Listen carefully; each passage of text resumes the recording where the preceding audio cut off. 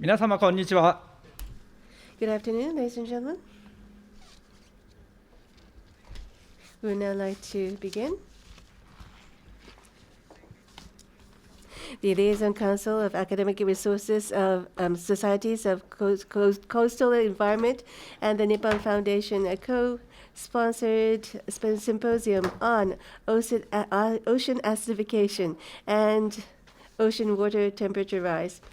At the outset, we'd like to call upon the representative of our Liaison Council, Professor Ichiro Imai from Hokkaido University, to deliver his opening remarks. Please. And thank you for the very kind introduction. I am the president of the Liaison Council of Academic Societies on Coastal Environment. My name is Ichiro Imai.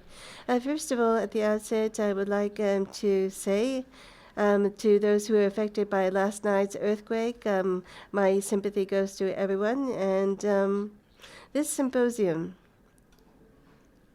given the current circumstances, is going to be held hybrid, both online and on-site.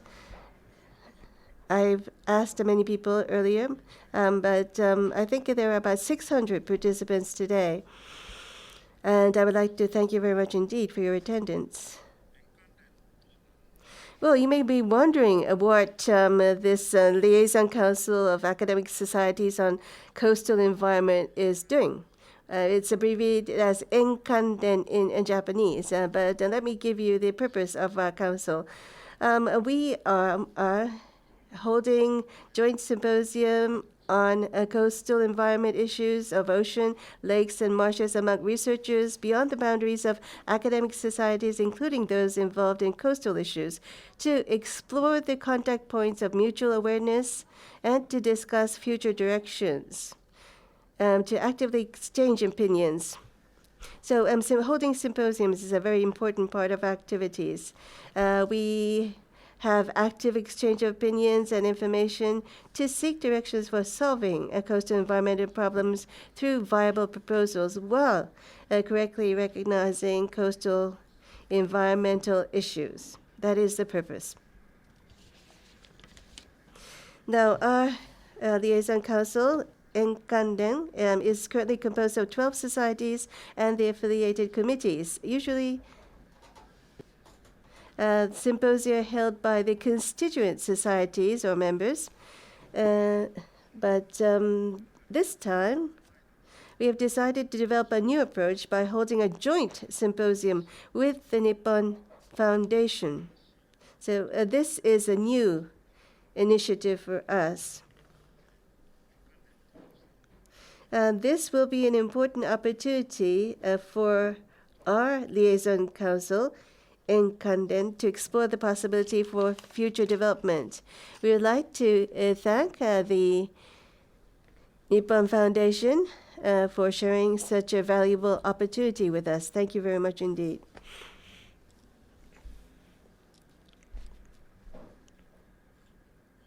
At the same time, I would like to express my sincere gratitude to the conveners, Mr. Takehiro Tanaka and others for their dedication. And also I'd like to thank all the speakers who will be taking part in this joint symposium. The theme of this symposium is ocean acidification. My specialty is some harmful algal blooms,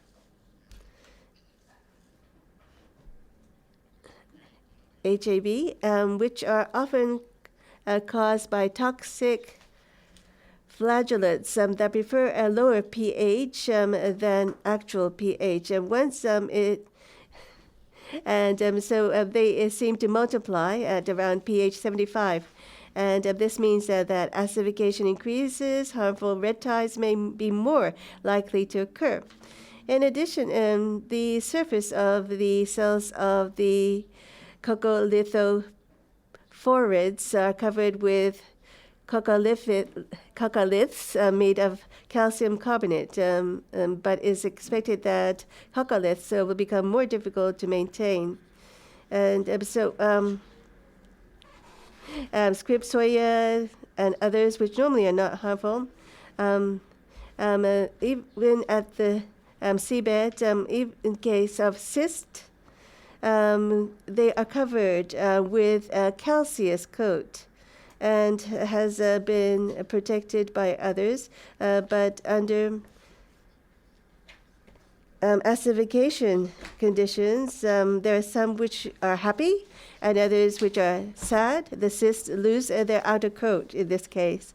So thus, phytoplankton is affected by acidification in various ways. I hope that today's symposium will provide many insights for the participants. I'm very interested in this issue of coastal environment and the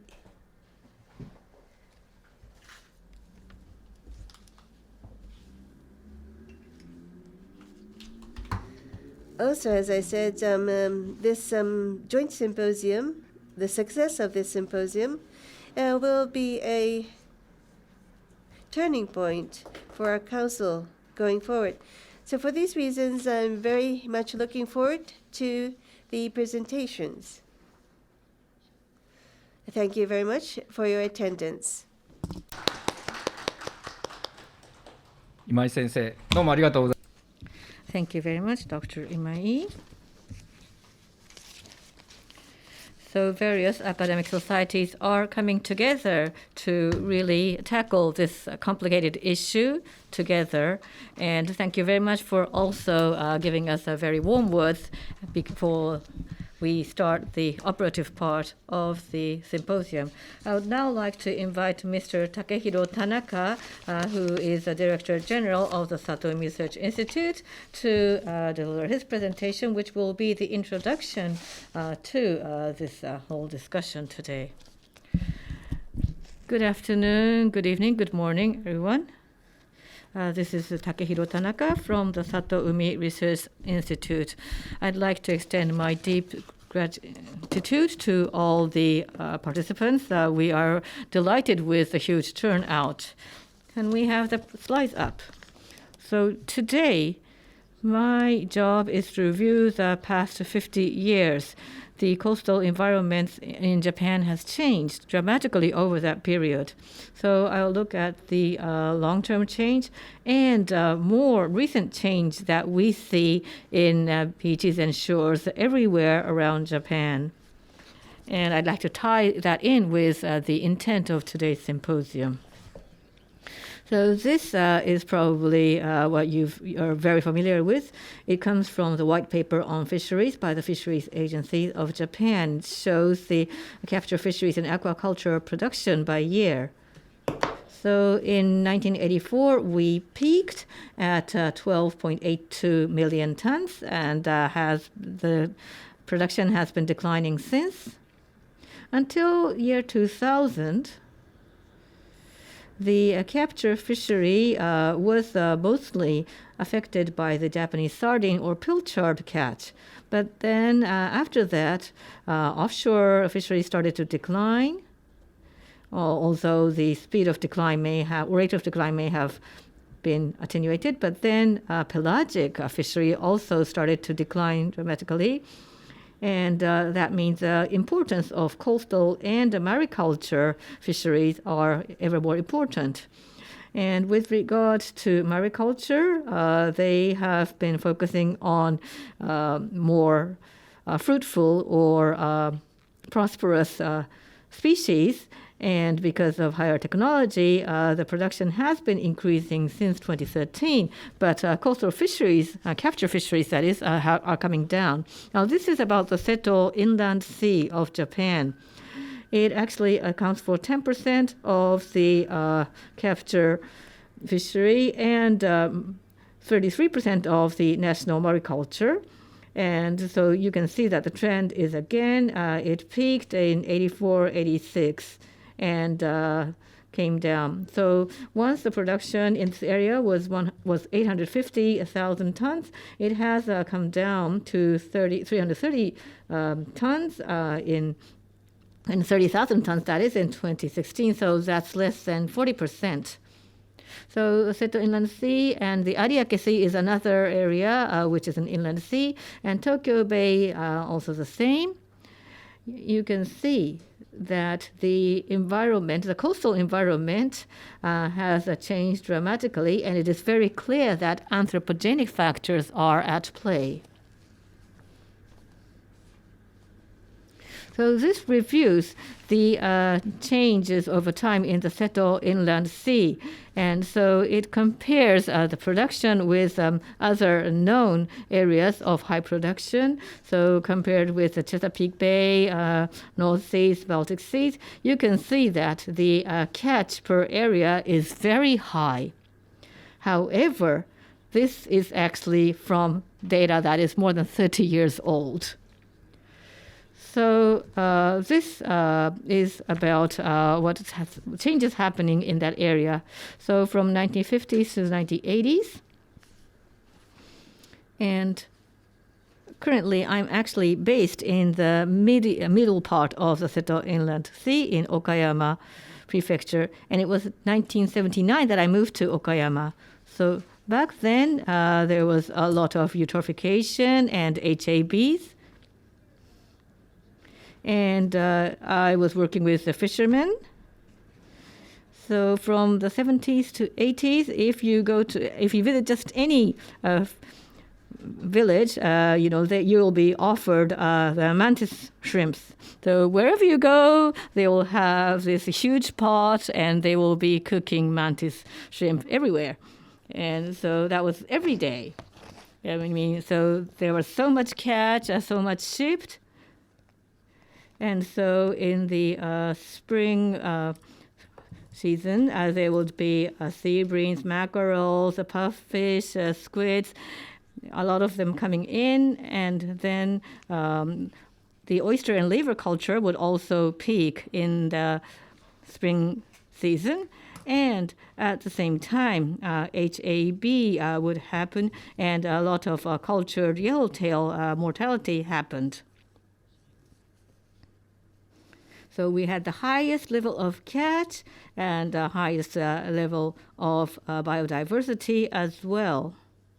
But then from the 1950s, the tidelands and the seagrass beds started to decrease, and the bivalves started to suffer. And then there was a mycosis found for the mantis shrimps. And so there were signs of bad things happening going forward. Now, in the 1990s, the nutrient loading actually reduced. And so the fishing season became shorter, and the sea temperature started to rise, and the availability of laver became shorter, and there were more mycosis among the mantis shrimps, and there were some mass mortality of such shrimp as well. So the once so high shrimp availability went down, and biodiversity started to be lost. And then once in the year 2000, we started oligotrophication to happen, and discoloration of sea laver happened. And that was actually happened for the first time in very large scale in 2006. So it happened around Kojima Bay. So until the 30th of December, people were just doing things as usual. And then there was this New Year holiday, and they came back, and then they saw that the sea was just yellow. And it was a big event. And so the good thing was that we decided that we would like to reconstitute the seagrass beds. But you can see that the catch went down and biodiversity was further degraded during this area. So I have been diving for more than 50 years. In 1980s, there were a lot of creatures, organisms, attaching organisms, but then the colorful world turned into a monochrome color, so biodiversity was lost, and color literally was lost during that time. Now let's look at the Ariake Kai, that's another inland sea. And again, this area has gone through dramatic negative change. And so the area is 1,700 square kilometers. That's about 1/13 of the Seto Inland Sea. But at the peak, there was this catch of more than 260,000 tons. So with regard to productivity, this area was much higher than the Seto Inland Sea. And particularly, this was home to 38% of the tideland of Japan. So they had this vast tideland. And bivalves were so dominant in that area. And that productivity was so high. As you can see here, this is about boat fishing. And you can see that bivalves actually accounted for 80% of the production. But then there was this major change happened, and that was related to the beginning of the impoldering project at Isahaya Bay. And the bivalves were just decimated. So in peak, 110,000 tons were caught. That came down to several thousand tons per year. And then the pen shell, Manila clam, and arc shells, those are the typical bivalves in that area. And obviously that was part of people's diet. They are all but gone. And finfish as well. The catch used to be 10,000 tons, has again come down to about 2,000 tons. So the Ariake Sea was really, really changed over these decades. Now the Tokyo Bay, at the peak, there was a catch of about 180,000 tons, and bivalves were dominant. But as the cumulative reclaimed land area increased, the catch went down. And so there are some of those long-term changes. In addition, particularly in recent years, we see unprecedented changes and events happening.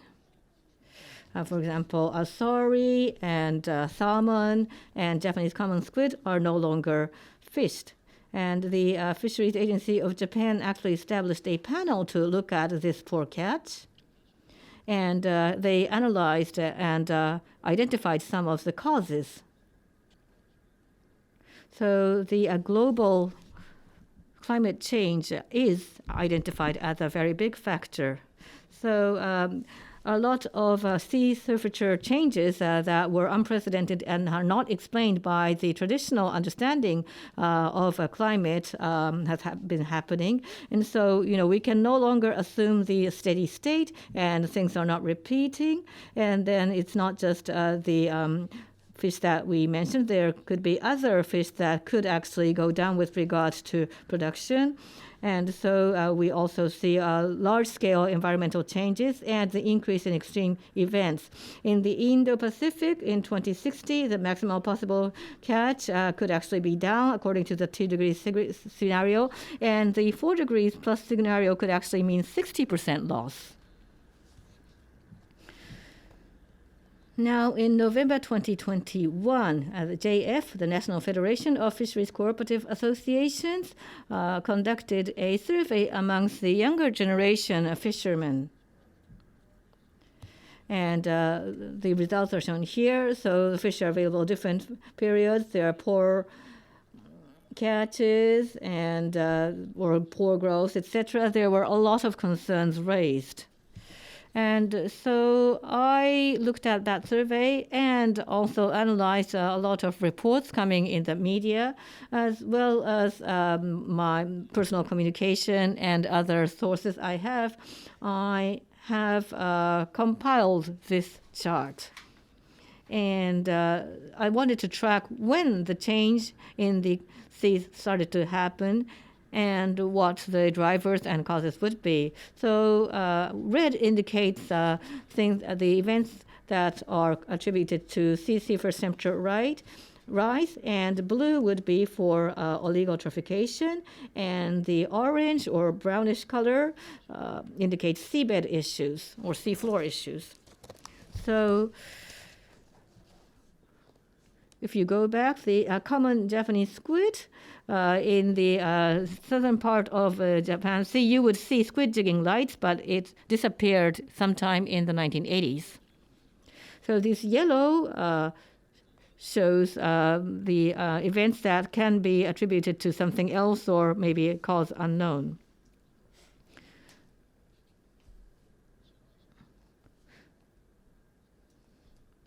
And so the squid jigging being lost is probably because the spawning grounds water temperature started to rise.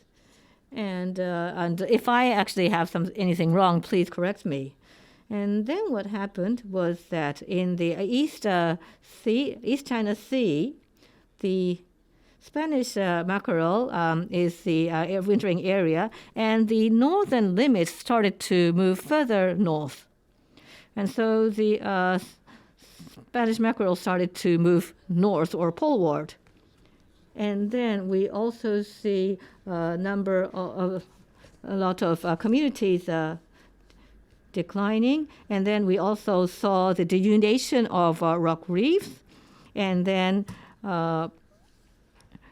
the flora also changed to more subtropical ones, and then we started to see the bleaching of coral reef, and we also started to see the coral reefs actually moving north. So what used to be a seabed for algae started to change into coral reef.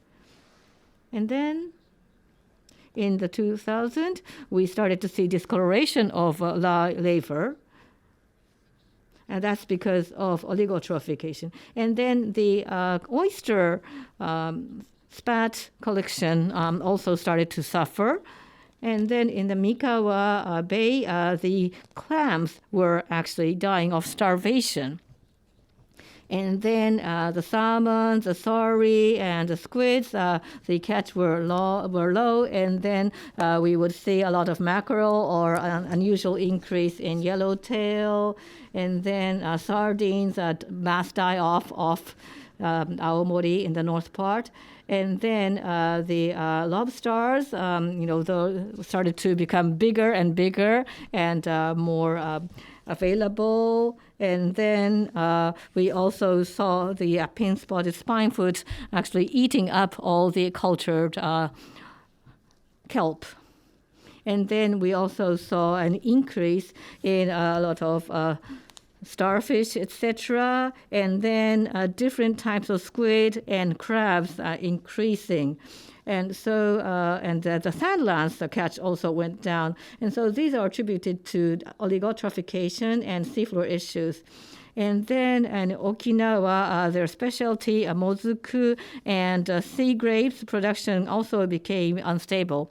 So, in a nutshell, the availability changed, and the migration period started to change, and then the composition of catch changed. The fish that were available before were no longer available, and fish that were no longer available were actually not available, became available, and then the bycatches also changed. So, as I said, I am located in the middle part of Seto Inland Sea in Okayama, and there are a lot of strange things happened. And so, for example, we're seeing new types of fish, pomfret, etc. And this is an egg crab, different types of egg crab. And then we have this manted shrimp. This is a southern one. We did have manted shrimp, but because of mycosis, they were decimated, so only very small individuals were there. And then suddenly fishermen started to find large ones, and those were the southern types, the thorny manted shrimp, and they are already traded in the market. And then the lobsters and Indo-Pacific sturgeon, etc. All the southern fish are dominating over the 3 years. So, if you go to the shore, you will see a lot of fish that you have never seen before. And other than that, there are a lot of abnormalities. For example, we see a lot of octopus missing some tentacles. That's prominent in the past 2 years. So they're just missing tentacles from their root, from the foot. So actually 40% of the octopus landed are like that. They're missing 1 or 2 or 3 or 4 tentacles. And so the fishermen are suspecting that the octopi are eating their own tentacles. Particularly last year, there were about, so among the different shrimps, there was this sudden dip in the availability of the southern rough shrimp. Suddenly, sometimes the availability is down by 100 times. And then the sea fireflies, they are actually eating, attached to the fish, and they were eating. And then if you get Spanish mackerel and a set net, you see beach fleas. And then there are a number of a certain type of squids are going down. And, sometimes they were doing bad things. But then we have different types of jellyfish, and then they are not actually growing large, and then in fall they just die away. Those are things happen. So those are probably about oligotrophy. But then there are some events that are seen that are reminiscent of the eutrophication days. For example, some sea squirts are suddenly increasing. And some type of kelp are increasing, and then the Asian date mussel. And some fishermen are happy, but that's very different because the mussels are sponge-like, and they are developing like a carpet. And then if you actually look at what's under the carpet, you see a lot of bivalves dead. So this goes back to the survey that was conducted among the younger fishermen. So they have a number of concerns. They all say that the ocean environment is changing, and many people worried that this is irreversible. This may be irreversible, and that they may not be able to continue operations. And they are asking for various measures and to really find the cause. So the National Federation, JF, is also working on it. And so they are trying to liaise better with the fishermen so that they will understand the actual field conditions as soon as possible. They understand that they need the help of the fishermen, and they also want a very effective root cause analysis of what's happening there. Most of that, those events that I explained, are related to global warming and oligotrophication. That's the reduction in nutrient availability and some of the changes that may be happening on the seafloor. So the seafloor change is not actually been focused before, but the benthos deterioration, and then the communities that is also of focus. And so we are actually planning for another symposium that is hosted by the Japanese Society of Fisheries Sciences. And then there are other issues, ocean acidifications, dissolved oxygen reduction due to higher sea surface temperature, and then the stratification in the water column that is leading to deoxygenation of bottom layers. We suspect that all those are at play to explain what's happening now. And so today, this joint symposium is seeking to look at all those issues. So today we will actually look at the project that is hosted by the Nippon Foundation about the ocean acidification and adaptation. And so we will look at what's happening there. And we also try to look at the composite effect of or combined effect of all those events. And so this is about this other symposium that will be held on the 26th of March. It will look at benthos and fouling organisms to look at the changes happening in the seas. The CO2 in the atmosphere, as the concentration increases, there are two problems that arise. One is global warming, and the other is ocean acidification. And we, Japan, from the south, we are facing global warming, and from the north, we are facing ocean acidification. We are, so to say, sandwiched in between these two trends. Now, having said that, allow me to talk about the Ocean Acidification Adaptation Project. Well, in regards to this project, for the very first time, ocean acidification issue is going to be looked into from the perspective of fishing, especially in Japan. One of the important is the agriculture of shellfish. So these will be the focus. And through this project, first of all, we want to do monitoring to capture the current status and collect knowledge of what is happening, and then establish a network and try to take measures to address this issue. In 2020, we started the project, and this is the second year. We're about to enter into the third year of the project. Now, talk about ocean acidification, especially. We know a famous case in the United States and the Puget Sound, and in Oregon. This is a serious problem, and here we see that a major oyster grower, in 2005, and recognized that there was ocean acidification causing major problems in this area. And so there's a lot of upswelling, or rather, upwelling, excuse me. And as a result, we think that these damages were occurring. But later on, from the University of Washington, we will have two speakers who will be speaking on the details. So we look forward to that presentation. Now, based on this,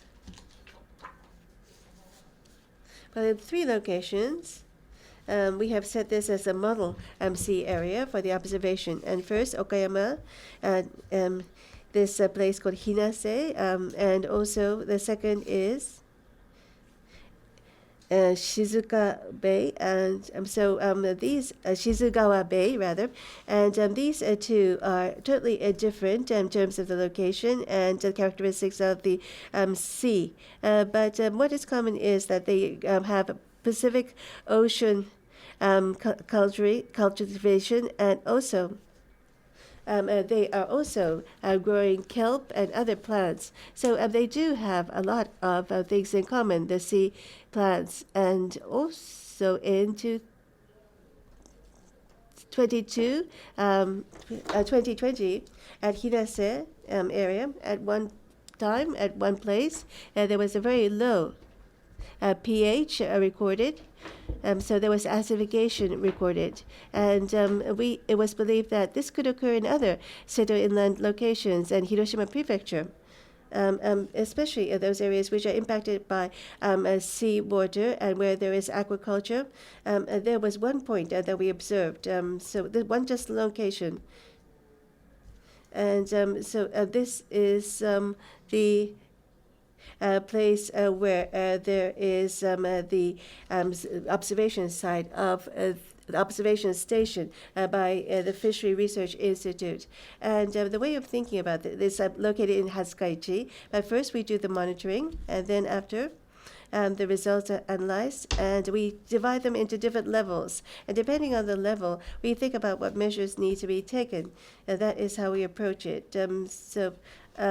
We need to gather knowledge from worldwide so as to understand how we should classify these different levels. Level 0 being no effect, and level 1 being some symptoms, etc. So we think that this is similar to a checkup of human beings. And if it could be that you have no problem whatsoever, or we need to observe further developments, or you need to be re-examined or undergo treatment. So that is how we were going to level and distinguish the different levels of the seriousness of the situation. And the observation sites, Okayama Prefecture, Hinase Town, this is observation station there. Now, the way we chose these locations, there are 4 locations altogether, and one is the close to freshwater source. So it's impacted by freshwater. So we chose one location which is close to the freshwater source, and also we try to look into those places which are good for oyster hatching. So the oyster hatchery, Pacific Oyster Hatchery location is another location that we chose. And aside from that, is that the offshore, which is a typical location where similar trends can be seen in other locations, as well as seaweed beds. So depending on the location, we use rafts and others, but in installing the observation sites, we have to gain cooperation from the fishery cooperatives. And we would use the used rafts, oyster aquaculture rafts, to do the observation. And also, we have for Shizugawa also the similar setup. In Shizugawa, again, we have received cooperation from the local fishery cooperative, and we have this continuous monitoring device set up in the hatchery and aquaculture location. And these are the items that we're monitoring. And later on, Ono-san will be explaining about the details of what items are being monitored. But regularly, once every month, we have this observation, and also there is a collection of samples, water samples after rainfall, and then the continuous observation, and also we do the bi-halves, looking into the D shape of juveniles. So as ocean acidification, what happens to oysters? It's like this. We should give them the photographs like this, and the fishery cooperatives, they confirm whether or not there are such symptoms. But in addition to that, after that, I receive the sample and once again examine. So this is the larval observation point and the seawater, and so this is Shizugawa here, and so so far we have not detected any abnormalities with the 600 samples of larval oysters that we have observed. So there were no anomalies, but there's a lot of menu here, but a lot of items listed. I'm sorry, it's inaudible, but there are a number of items listed, and we have university research institutes, plus the local fishery cooperative companies, and also various private companies, etc., etc. 21 organizations, entities are participating, and with the cooperation of University of Washington, we are carrying this out. So this is one of the characteristics of this project. It's not just a research institute, but fishery organizations, fishermen are also participating. So there is a very diverse group of participants, and this is a very precious project in that respect, I believe. Already today, on our dining table, we are seeing an impact of global changing happening, and I think that we will continue to see such trends. And we have to come up with measures to address this.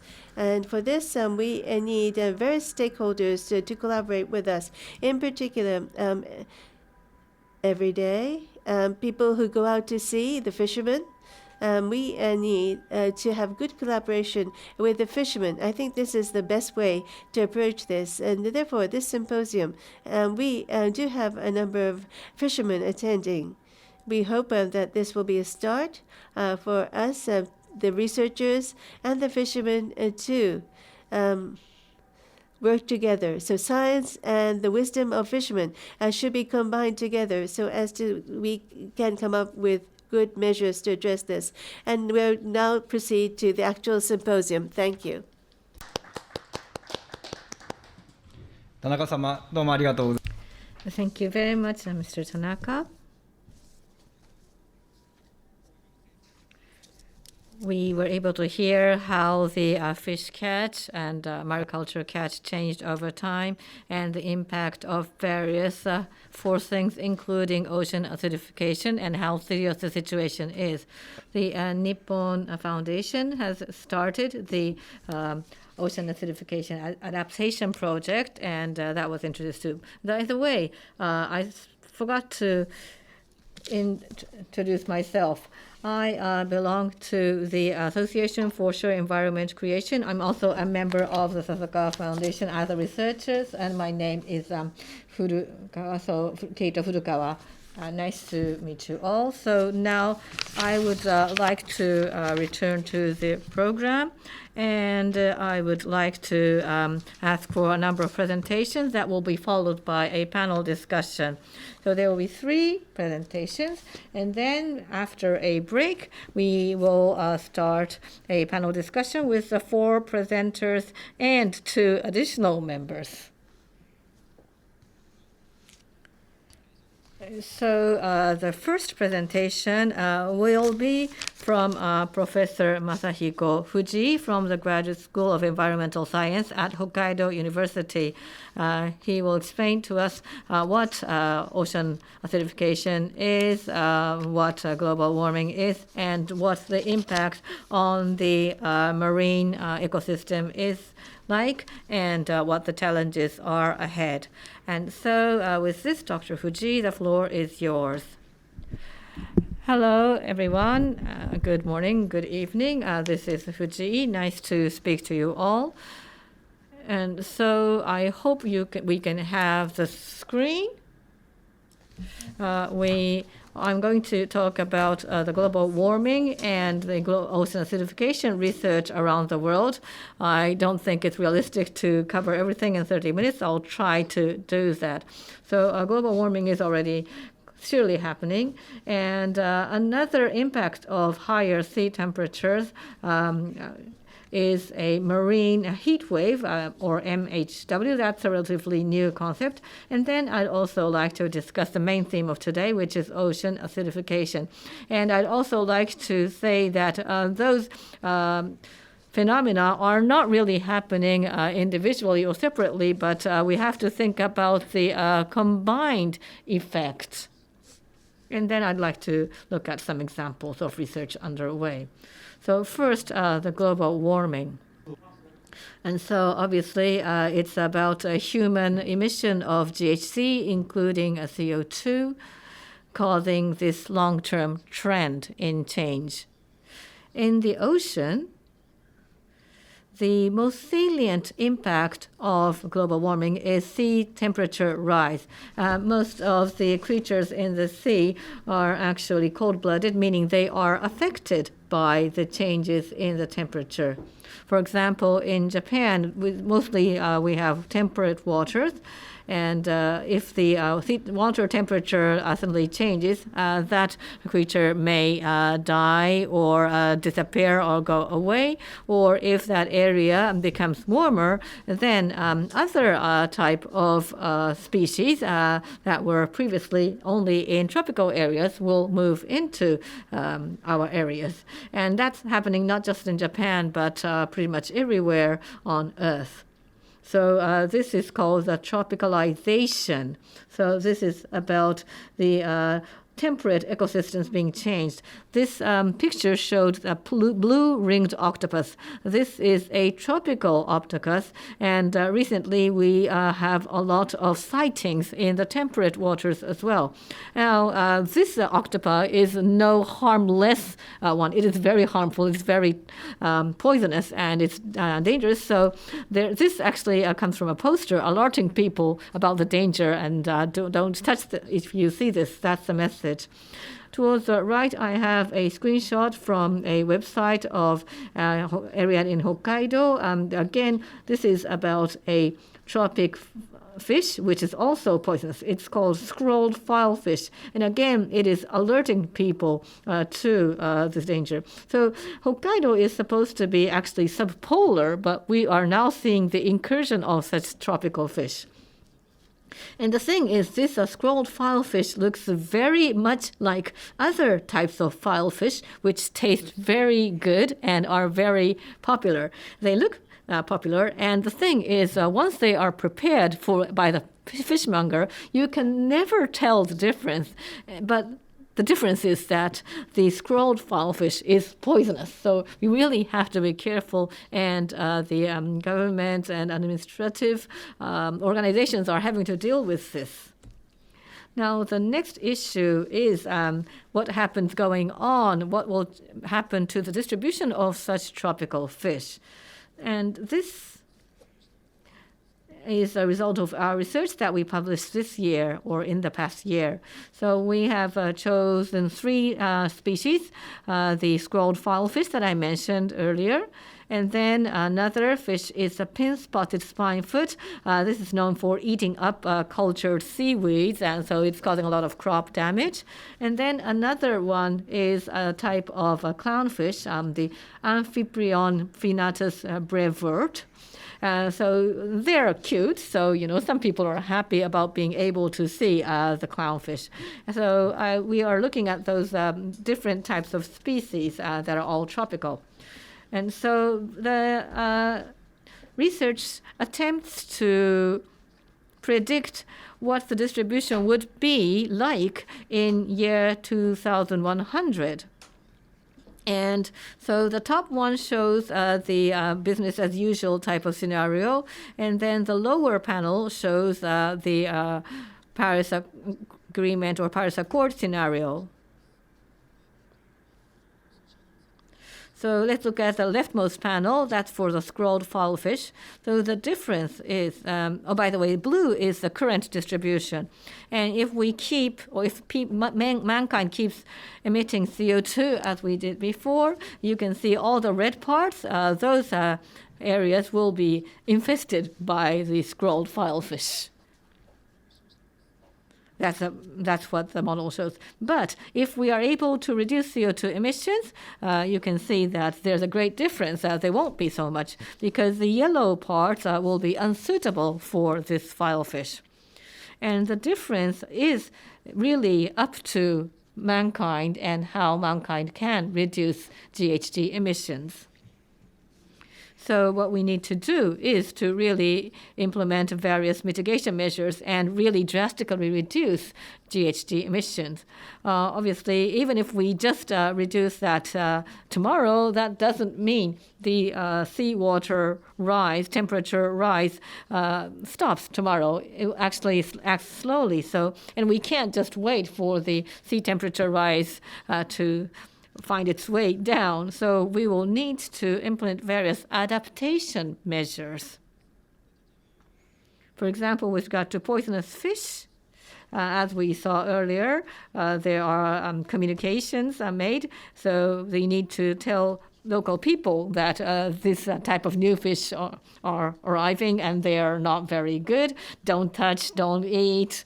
That type of communication would be necessary for the local communities. And then for the herbivores that might eat up our seagrass beds, and protecting seagrass beds are very important for us. So we don't want this fish to come up. So we may not be able to protect the entire coast, but we might want to really protect the critical areas for the seagrass to really protect them from being eaten up.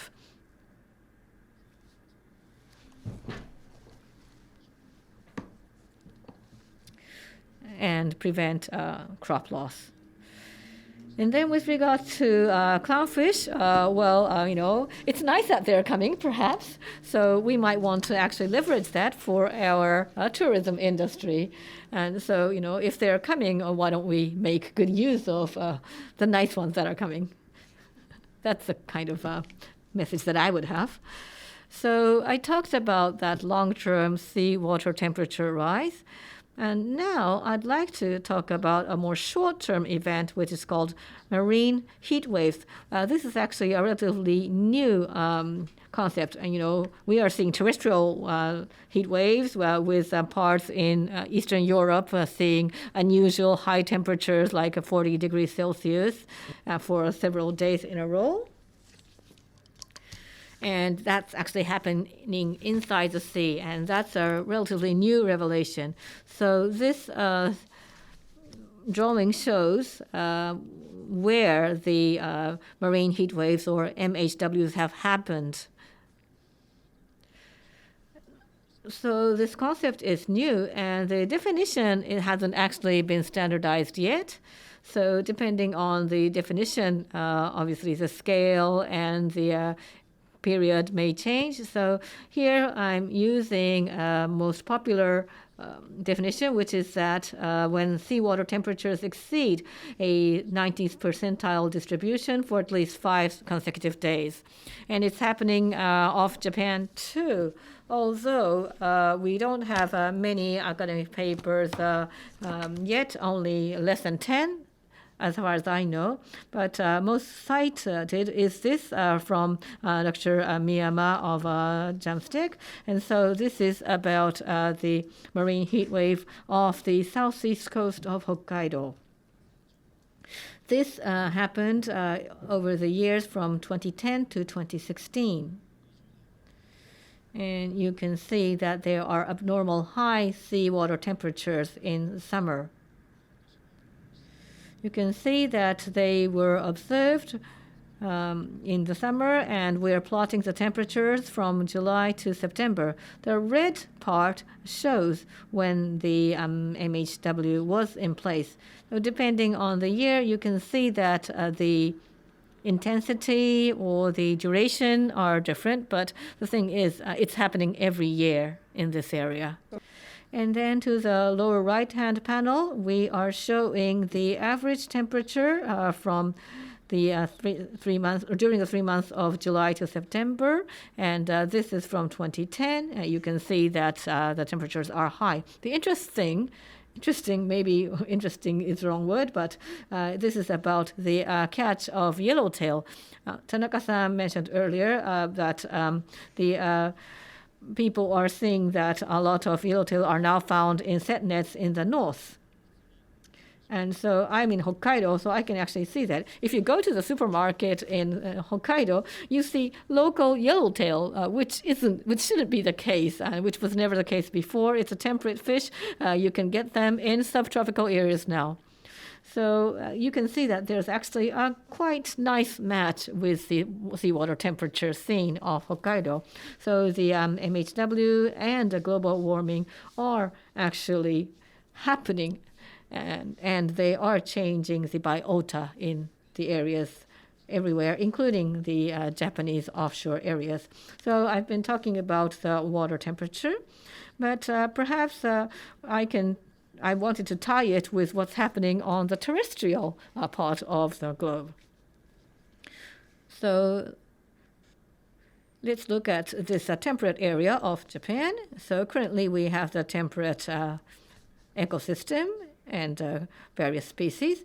And with global warming, what happens is that from the southern areas, the biota will be making this northward transition.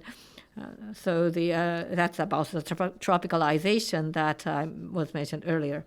And so over a longer term, then there will be, this area may be overtaken by the tropical species.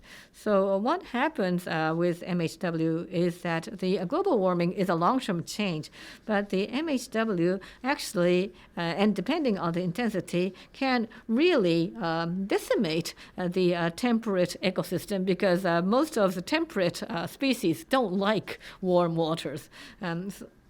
So wiping out this temperate ecosystem means that there is a vacuum. But then for the tropical species, that's nice. It's a nice, very suitable environment. So they are happy to stay there. And then global warming will continue, and this vacuum will be just filled by those tropical species. So the long-term trend of global warming may actually be accelerated by those MHW events.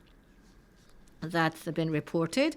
And another thing is that the MHW is a relatively short duration event. But what happens after that? Do the temperate species return? And the thing is, the ecosystem may not return to the former state after MHW.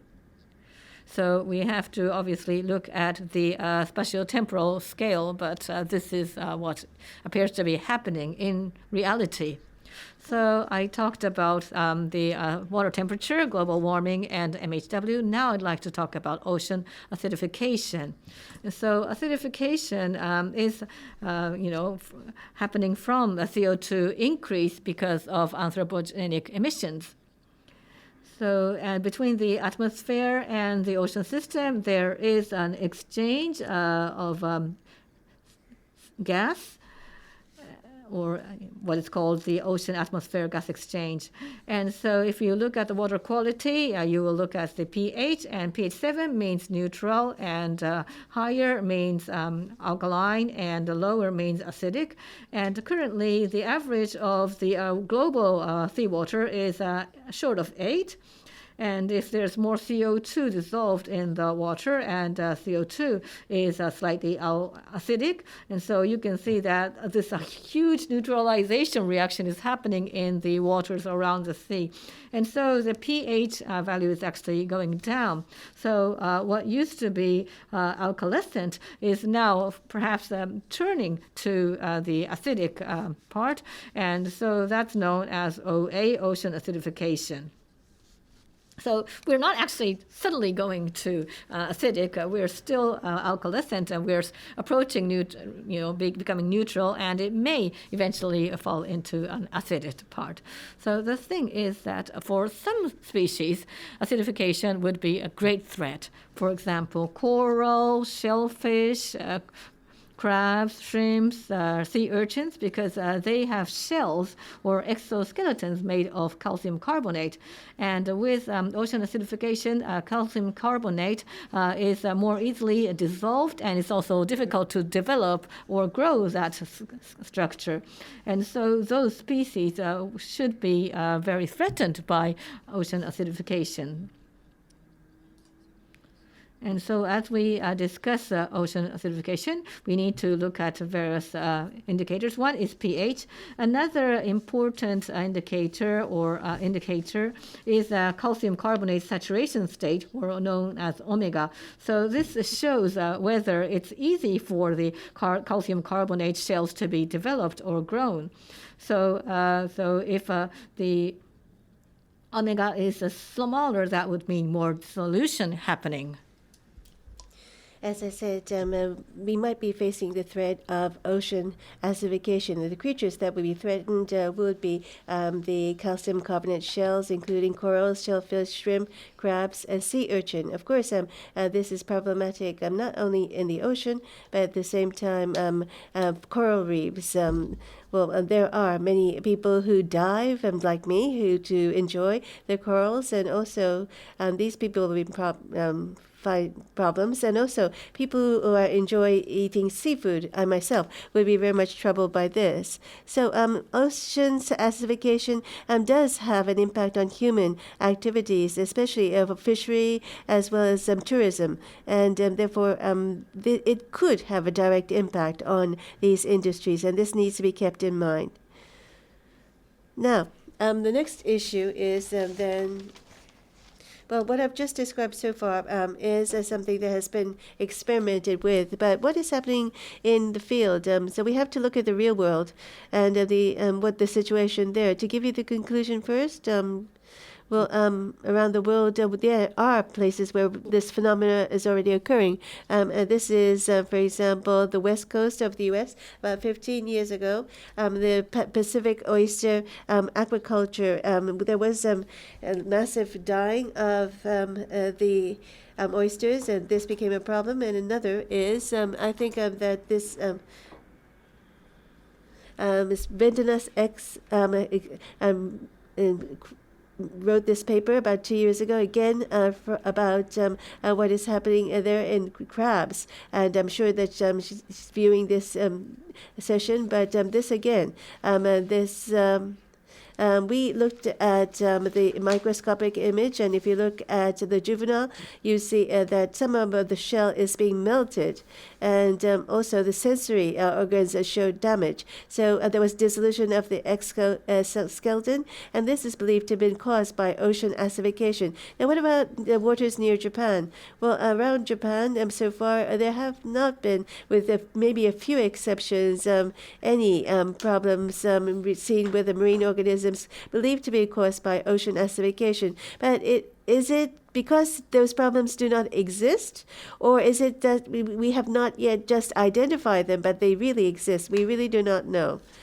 Now, having said that, when it comes to the Japanese coast area, we need to identify what is happening, and therefore we are continuing observation, and we're expanding the areas where we are continuously observing the sites, and this is with the cooperation with the Nippon Foundation, and we are observing these locations. Space-wise, we have not covered everything. This is not enough, and therefore we, going forward, need to expand observation stations.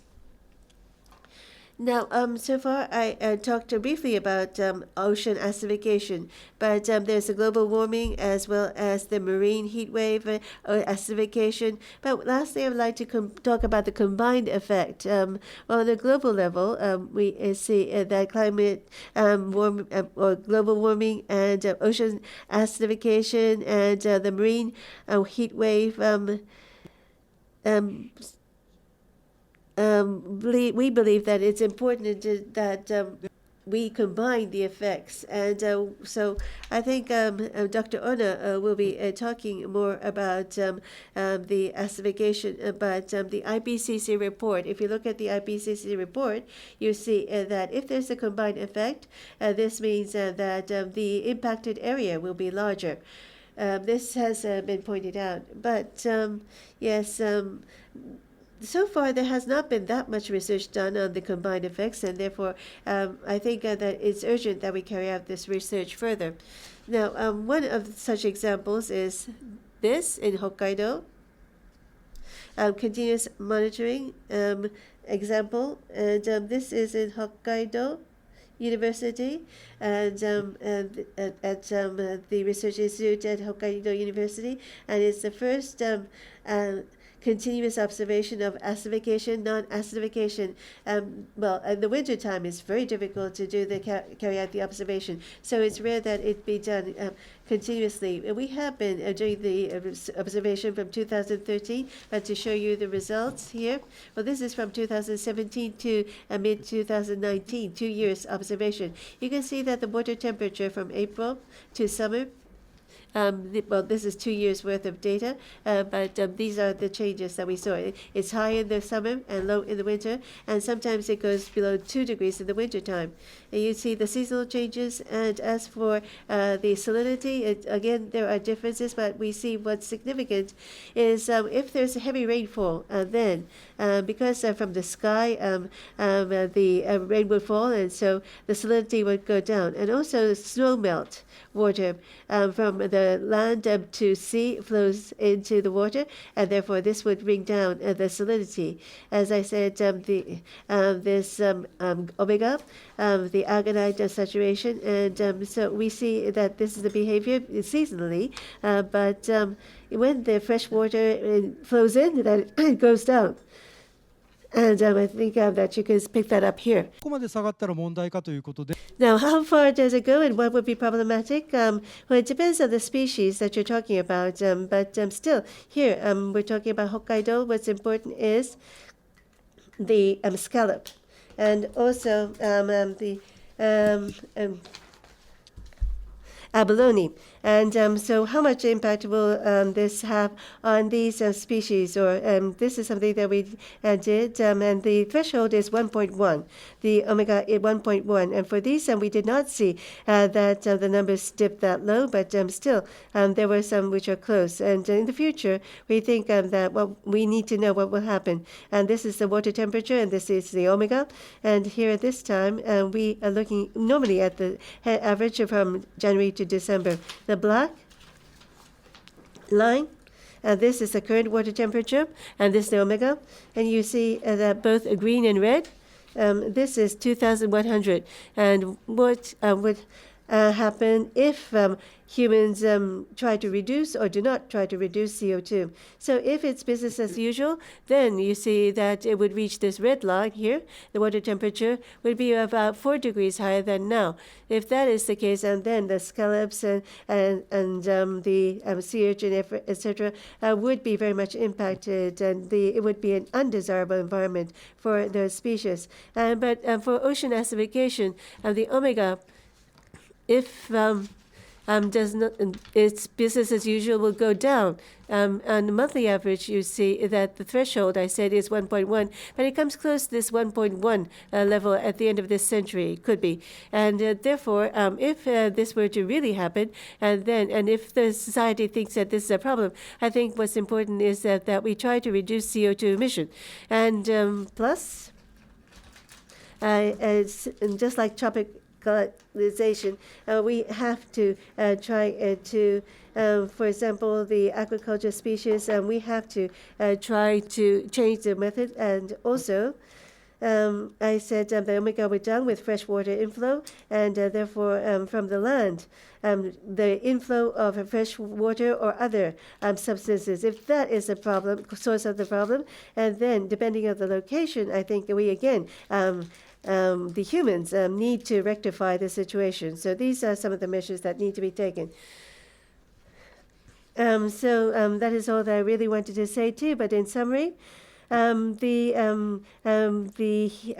global warming and ocean heat, marine heat wave, and also ocean acidification is occurring in some locations. But in Japan so far, we have not heard any reports on direct impact. That is the current situation. But going forward, we believe that we have to look at the increase in the CO2 emission in the atmosphere, and so we have to reduce that and take localized measures. And I didn't talk about this today, but also storms, etc. These are also extreme weather conditions, and the frequency is likely to increase as the climate change progresses. And therefore, we have to predict this and take measures beforehand. And that is all from my side. Thank you for your attention. 藤井先生、どうもありがとう。 Thank you very much, Dr. Fuji.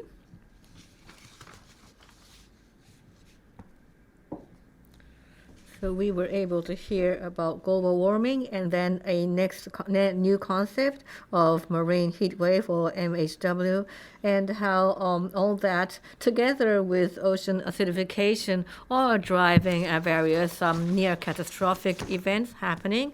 And he emphasized that mitigation and adaptation are very important. And he also shared with us the model that he was using and various possible forecasts, and so that we can take measures. Thank you very much. So we would perhaps like to take some questions from the floor. And so Dr. Yanagi and Dr. Matsuda, you can ask your questions in that order. And so I'm afraid you will have to come to the microphone and speak to the microphone. And please start with your name, affiliation, and your question. I actually have a comment. One thing you've forgotten. The Nippon Foundation monitoring is actually happening at 4 locations. You actually skipped 1. ありがとうございます。ありがとうございました。 Thank you for that correction. Yes, indeed, there are 4 locations. Thank you very much. Matsuda from the Sato-Umi Research Institute. Thank you very much. So you talked about global warming in the backdrop, and then you also mentioned this MHW, which is a shorter duration event. Do you actually know what actually triggers such an event? Yes, there are 3-4 triggers and possible triggers, and it depends on where you are. It's not necessarily about global warming, and because of the heat moving from from the atmosphere to the sea. For example, it could be different currents, warm currents and cold currents interfering with each other. And so there are a lot of things happening. And so we're just looking at the phenomena through the sea water temperature, but the causes could be very different depending on where and when. Actually, there's the other way. There are also, cold waves. So there's more, perhaps, amplitude in the difference between high temperature and low temperature. One more question from the floor. Please come to the microphone. Suzuki from Shizuoka University. Thank you very much for your presentation. So we're talking about ocean acidification and adaptation. You're looking at omega, but even with omega not going to 1, dissolution would happen even at 2 or 3. And the question is why? One thing is about the surface bacteria community. The thing is, most of the species, they have this organic microlayer on, and usually CO2 cannot penetrate that. But once that barrier is gone, the dissolution happens very quickly. So we are actually publishing a number of papers to that effect. So you have to look at all those effects as well. Omega alone would probably not be helpful. You have to think about the physical, chemical indicators as well as biological functions such as photosynthesis, etc. And you need to look at all of those things in conjunction with each other. Yes, you are absolutely right. And then the other thing I would like to say is that the bacteria may actually become more active when water temperatures are higher. Wouldn't that be the case?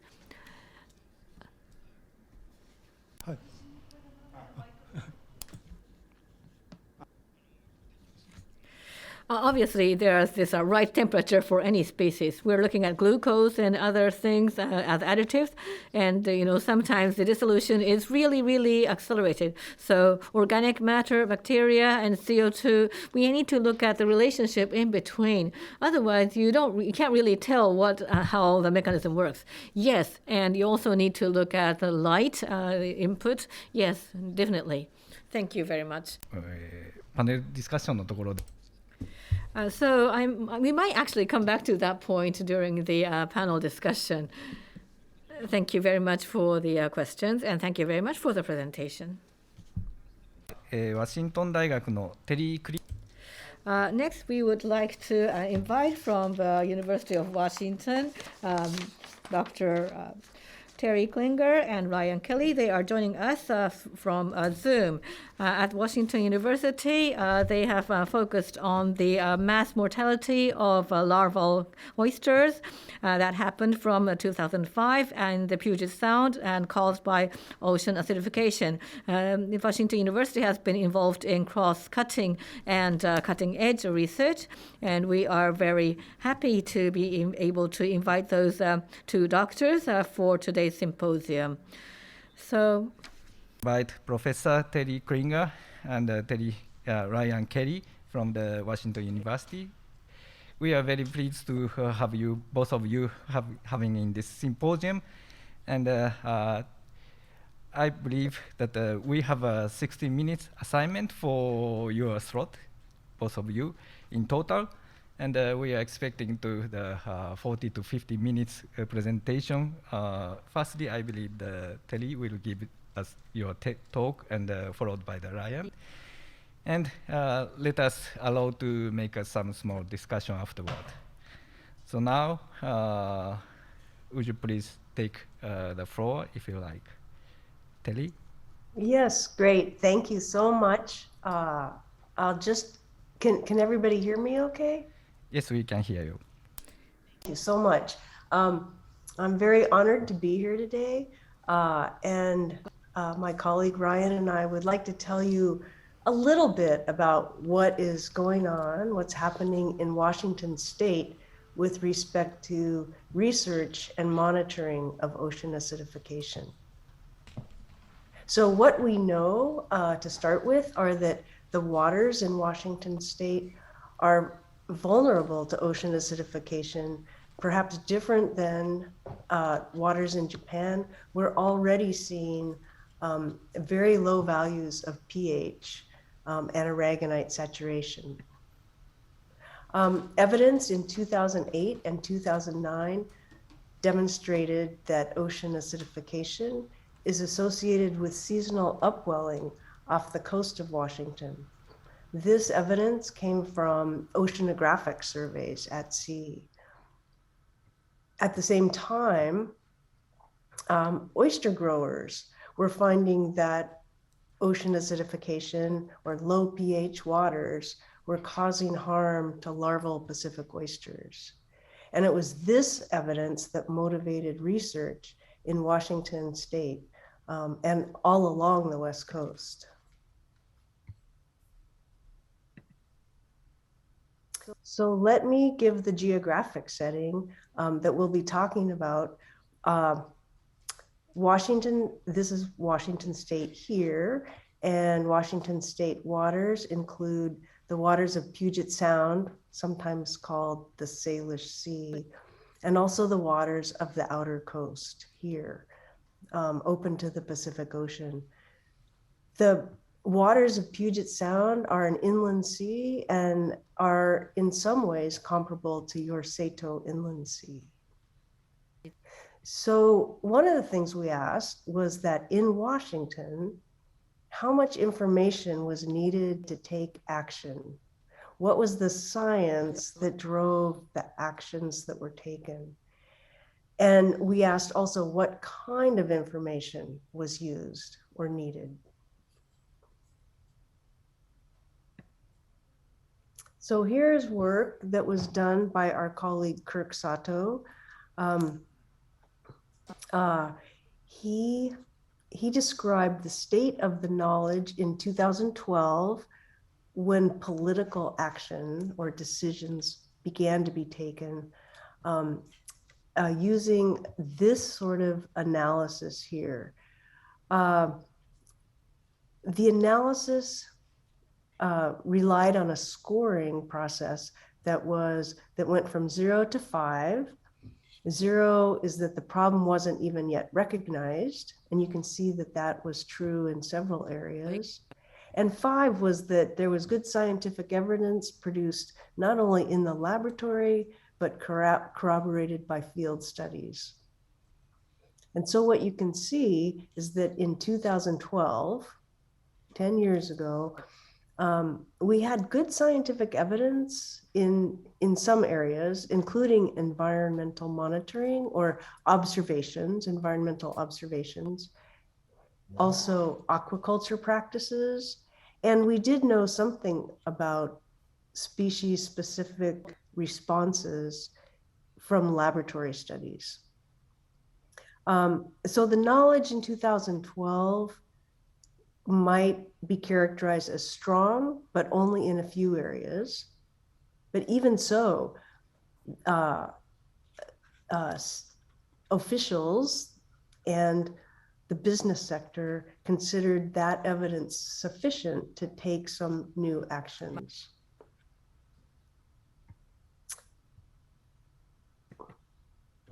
The state of knowledge in 2021 had grown considerably, and that's what's shown in this bottom diagram here. And we can see that there's still good knowledge in aquaculture practices and in environmental monitoring and observation, but there was a lot of growth, of rapid growth in forecast modeling, in understanding of biological responses, both at the species level and at the biological community level. So what I'm going to follow with for a few minutes is describing some of the work, some of the new work in Washington that we have done on monitoring, observations, and modeling, and also with respect to biological responses. I'm going to restrict my comments to work that we have done in Washington State. There's lots of other work that's been done along the West Coast, including California and Alaska, but I don't have time to discuss that work today. So I'll only be talking about Washington State. Okay, so one program that has been established was established by the Washington State Department of Ecology. It's a monitoring program. So this is a state agency, and they established a monitoring program throughout Puget Sound. So these inland waters here. Each of these symbols represents a monitoring site, and the observations are made periodically. These are not continuous monitoring stations, mostly. The purpose of this monitoring program is to collect data to distinguish between long-term anthropogenic change and natural variability. Puget Sound is characterized by a great deal of natural variability, and we want to be able to distinguish the two. Another purpose was to characterize how rivers and fresh water drive the OA conditions. So many rivers enter Puget Sound from the east. So there are mountains to the east here, and there are rivers flowing from those mountains into Puget Sound, and they strongly influence the water conditions here. So I'll give you just a couple of results.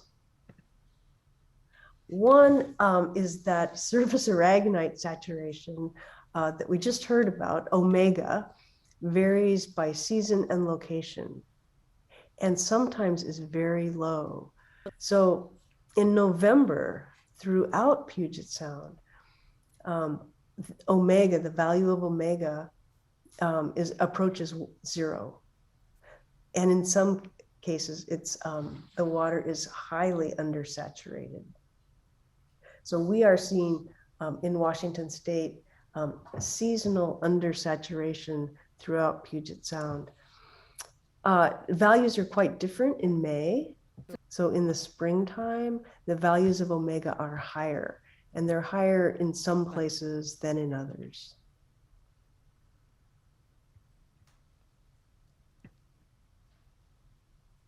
The same monitoring program has shown us that the PCO2, or the levels of CO2 dissolved in seawater, vary again by season and location.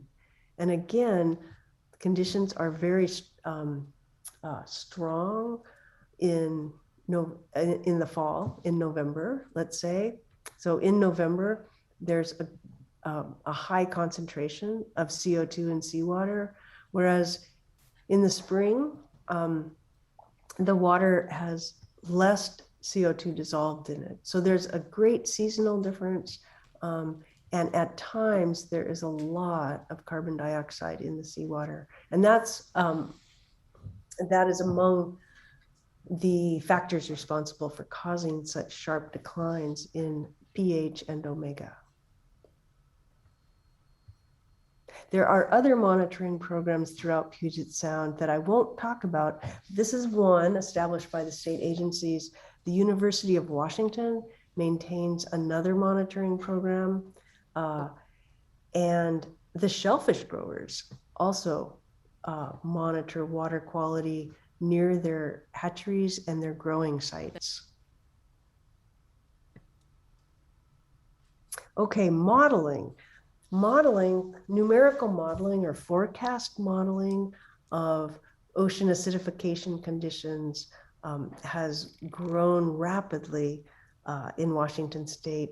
And that's largely due to the efforts of my colleague Parker McCready at the University of Washington and others in his lab. And you can see the link for his work there on the page. If you're interested, I recommend you visit his site. It's very informative.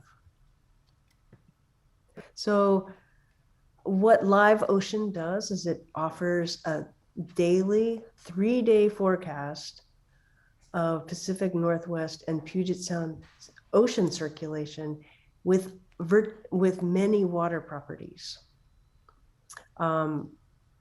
including carbonate system variables.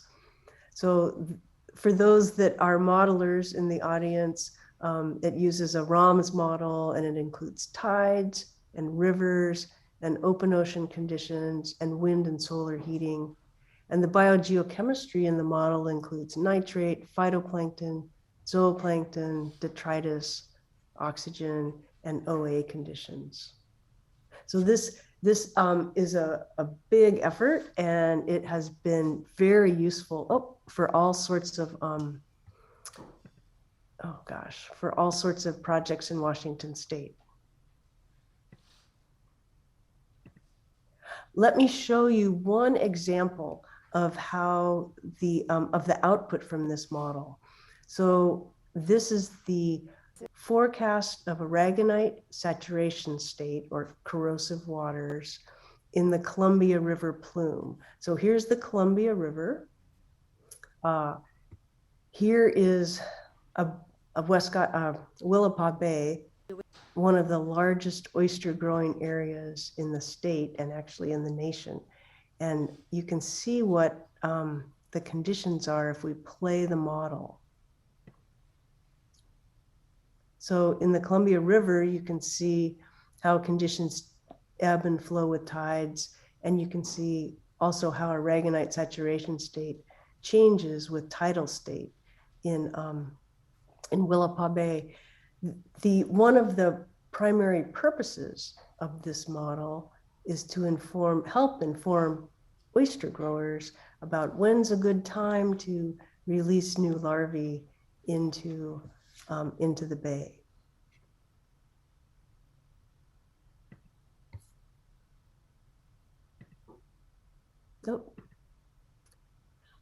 Next, let's move to biology or biological response to ocean acidification.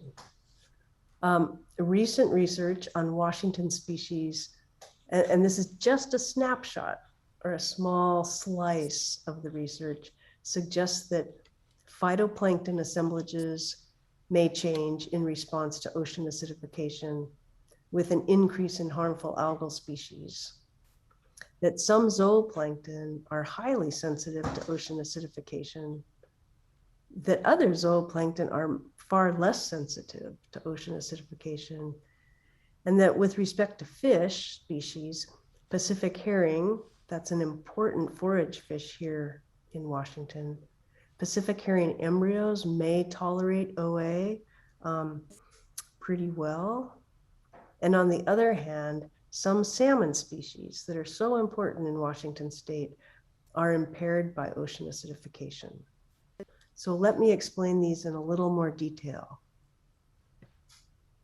So phytoplankton communities could change under ocean acidification conditions.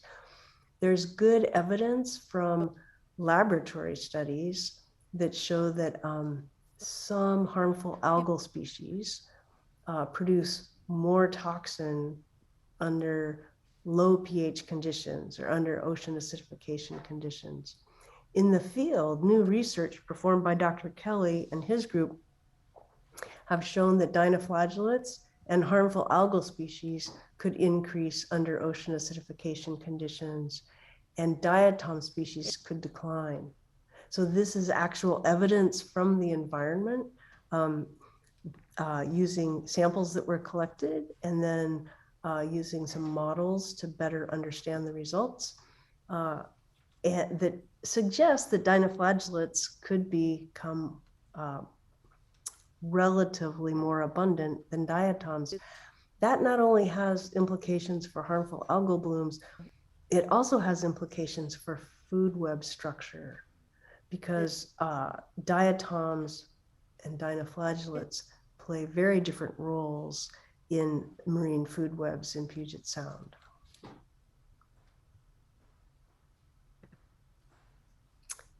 We know also from a new study that pteropods, these are calcified zooplankton, they show dissolution when exposed to ocean acidification in Washington waters. This was mentioned earlier as well, and we know that pteropods in many places around the world have shown sensitivity to ocean acidification, and we have new evidence from field collections in Washington State that this is the case also in Puget Sound. So you can see here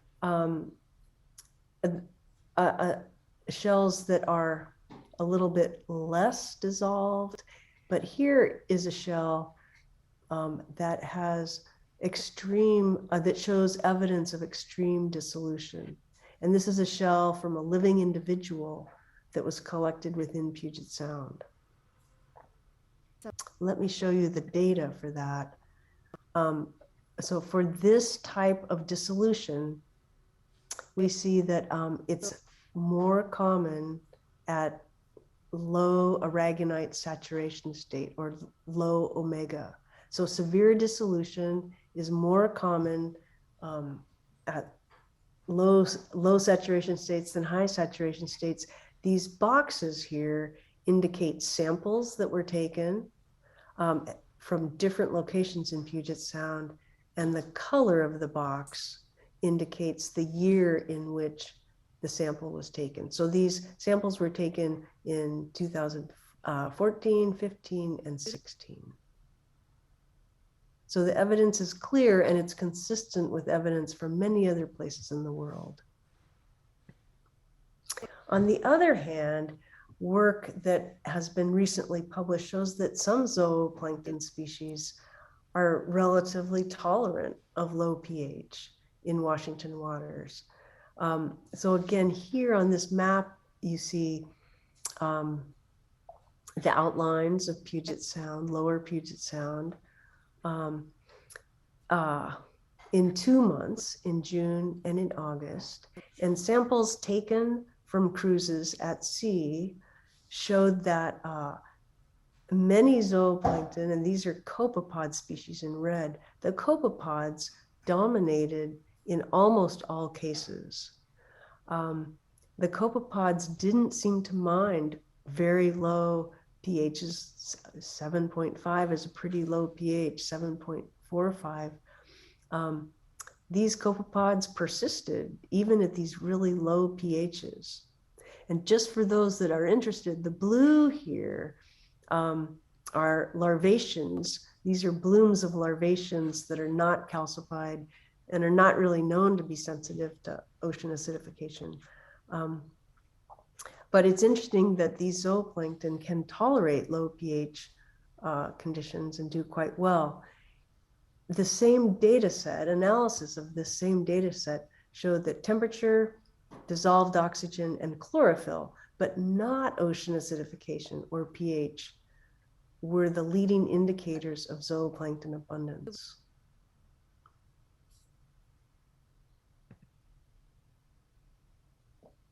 Okay, new work on herring, Pacific herring embryos that has just been published. It was, I think, just published this week, shows that the embryos can tolerate exposure to ocean acidification conditions, even under conditions of marine heat waves. So this paper specifically looked at the combination of ocean acidification with marine heat waves.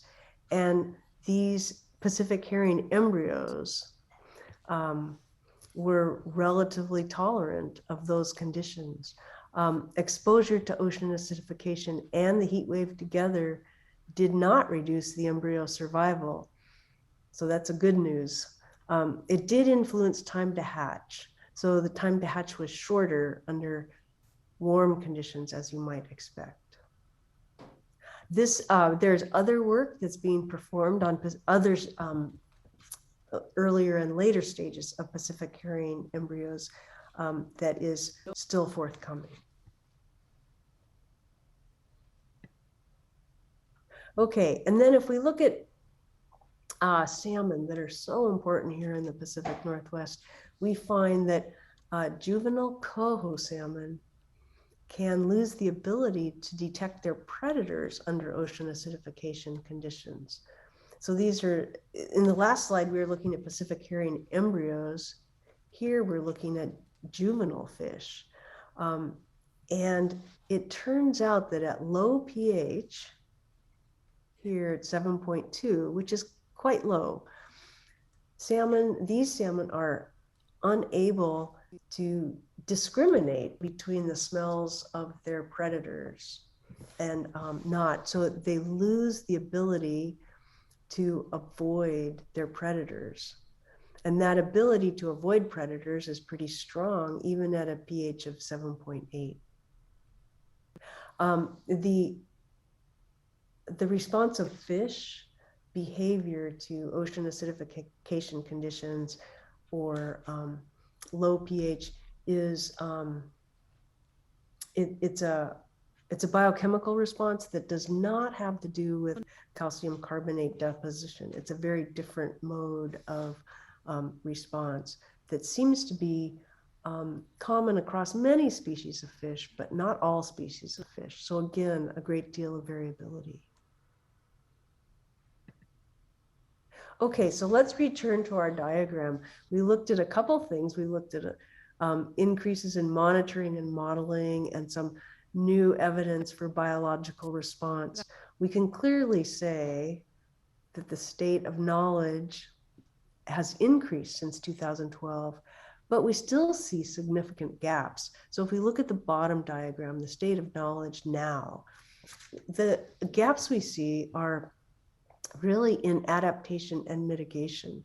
The aquaculture industry here has adapted fairly well, but other sectors such as vegetation, seagrasses and kelps, nutrient reduction efforts and emission reduction efforts that could be so helpful have gained less or have shown fewer gains in the last several years than our understanding of the science itself. So the gaps that remain now are most prominent in areas related to mitigation and adaptation. So then, in summary, monitoring and modeling programs are established in Washington State. Biological studies reveal high levels of variation in biological response to ocean acidification at all trophic levels, from plankton to fish. But still, substantial gaps remain regarding adaptation and mitigation. In Washington State, political leadership has led to action to address the effects of ocean acidification. And here in this state, civic engagement, the engagement of people from many sectors has been an asset to what we've done. And so with that, I'm going to turn the microphone over to Professor Kelly.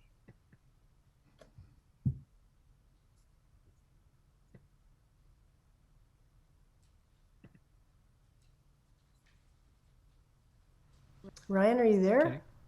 Kelly, you are muted. Yes, apologies, I was muted.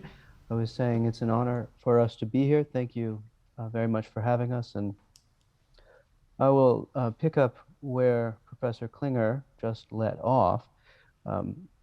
She just did a wonderful encapsulation of a lot of research that is focused on a very local area, largely near our home of Seattle, following, of course, Professor Fuji's larger scale review and in-depth review of all of the changes that are coming our way. Terry, could you advance the slide, please? Thanks. So the key questions here, I think, in front of us are what do we do about ocean acidification, and then how do we do it? And so this half of our shared presentation is less about science, and it's more about politics. It's more about law, and how do we find the tools to act on ocean acidification?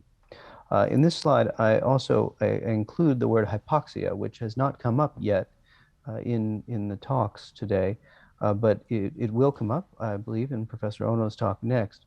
And I think there might be good reasons to think about ocean acidification and hypoxia as linked problems, and we can talk more about that. So next slide, Terry, please. So on the first question of what to do about these very significant changes that we're already experiencing in the ocean and in our lives, I see this as you have two opportunities here. If we think about global carbon dioxide as the real problem, we could think about activities that reduce, actions that reduce carbon dioxide pollution. And the good thing about that, the pro, is that this is getting at the real problem. This is the root of the problem. And it is important to get at the root cause of the problem and try and fix that. The con, though, the downside of acting on carbon dioxide is you have these massive, these are what economists call externalities, massive problems where the people doing the CO2 reduction are unlikely to experience the benefits from that reduction right away. There are huge lags in time such that if we are reducing carbon dioxide today, we won't see an immediate effect from the reduction of our CO2 immediately. And that is a political problem. That's a practical problem. In the United States, we also have the politicization of carbon dioxide. It's less of a problem in Japan, but this is a political issue that political parties find attractive to create divisions among people. And then, of course, infrastructure. We have massive amounts of infrastructure dedicated largely to the energy and transportation sectors.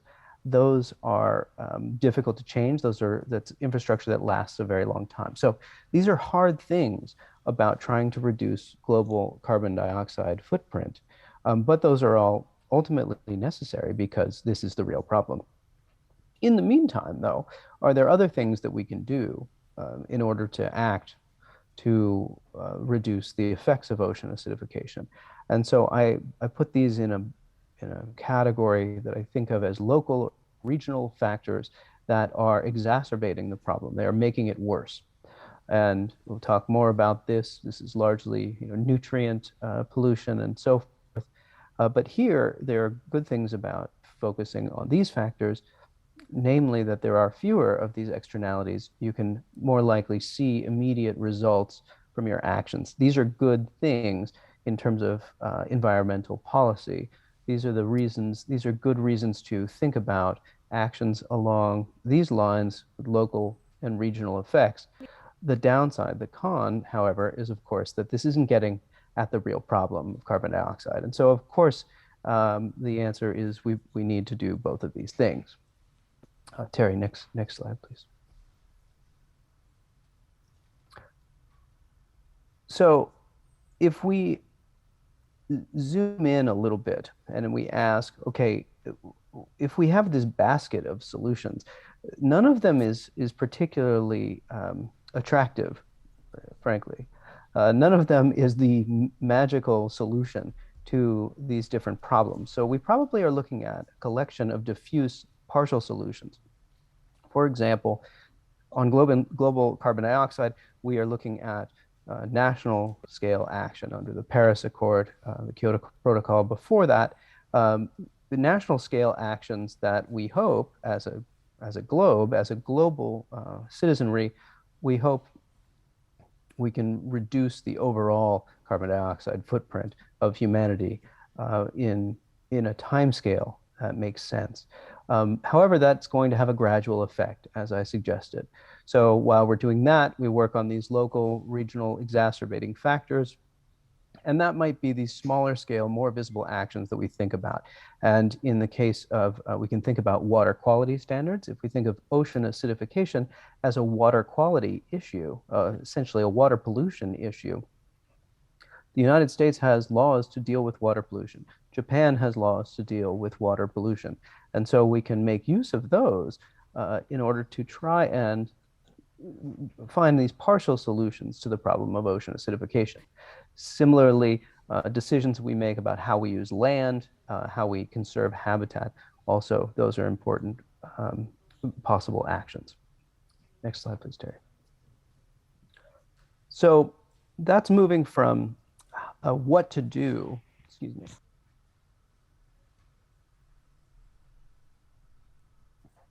Excuse me, moving from what to do into how to do it. We can think about how we might match the tools that we have, our legal tools, our policy tools, with the sources of ocean acidification. Next slide.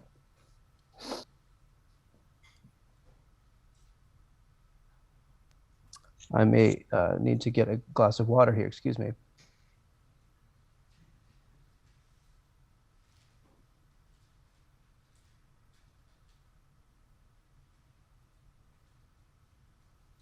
That's not enough water. We'll need more.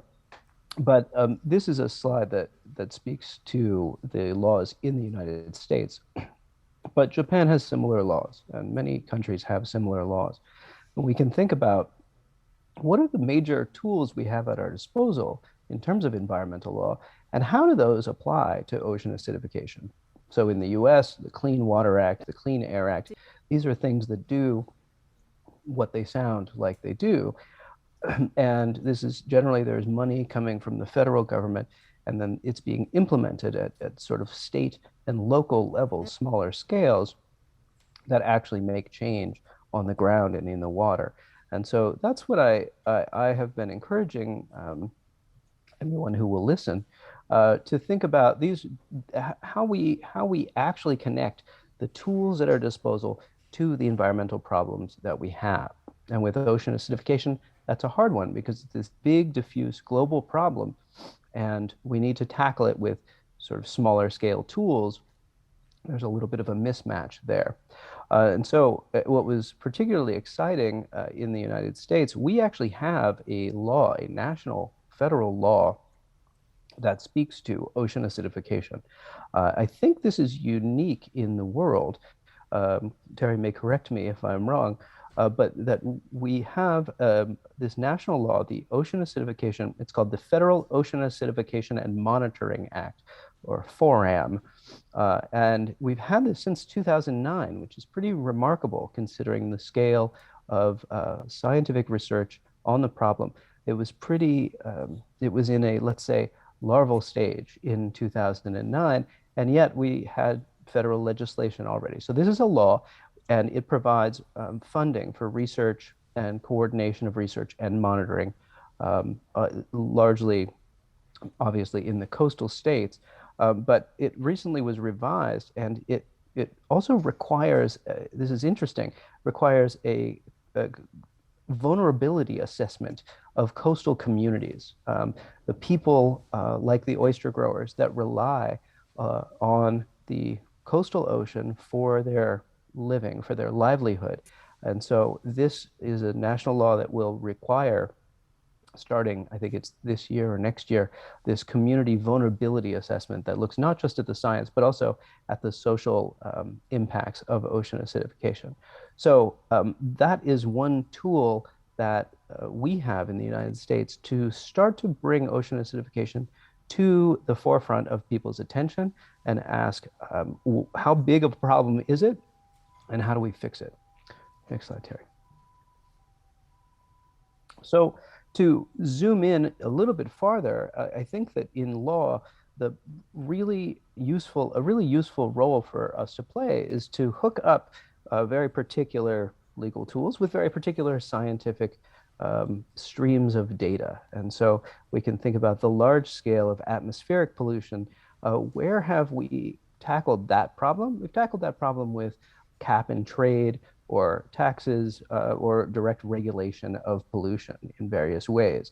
For water pollutants in general, we have, in the United States, we have what are called water quality criteria. These are essentially thresholds that say, if your water is above, has more than this amount of bacteria in it, that's a problem, and here's what you have to do to fix it. Or if your water has less than this amount of oxygen in it, that's a problem, and here's what to do about that.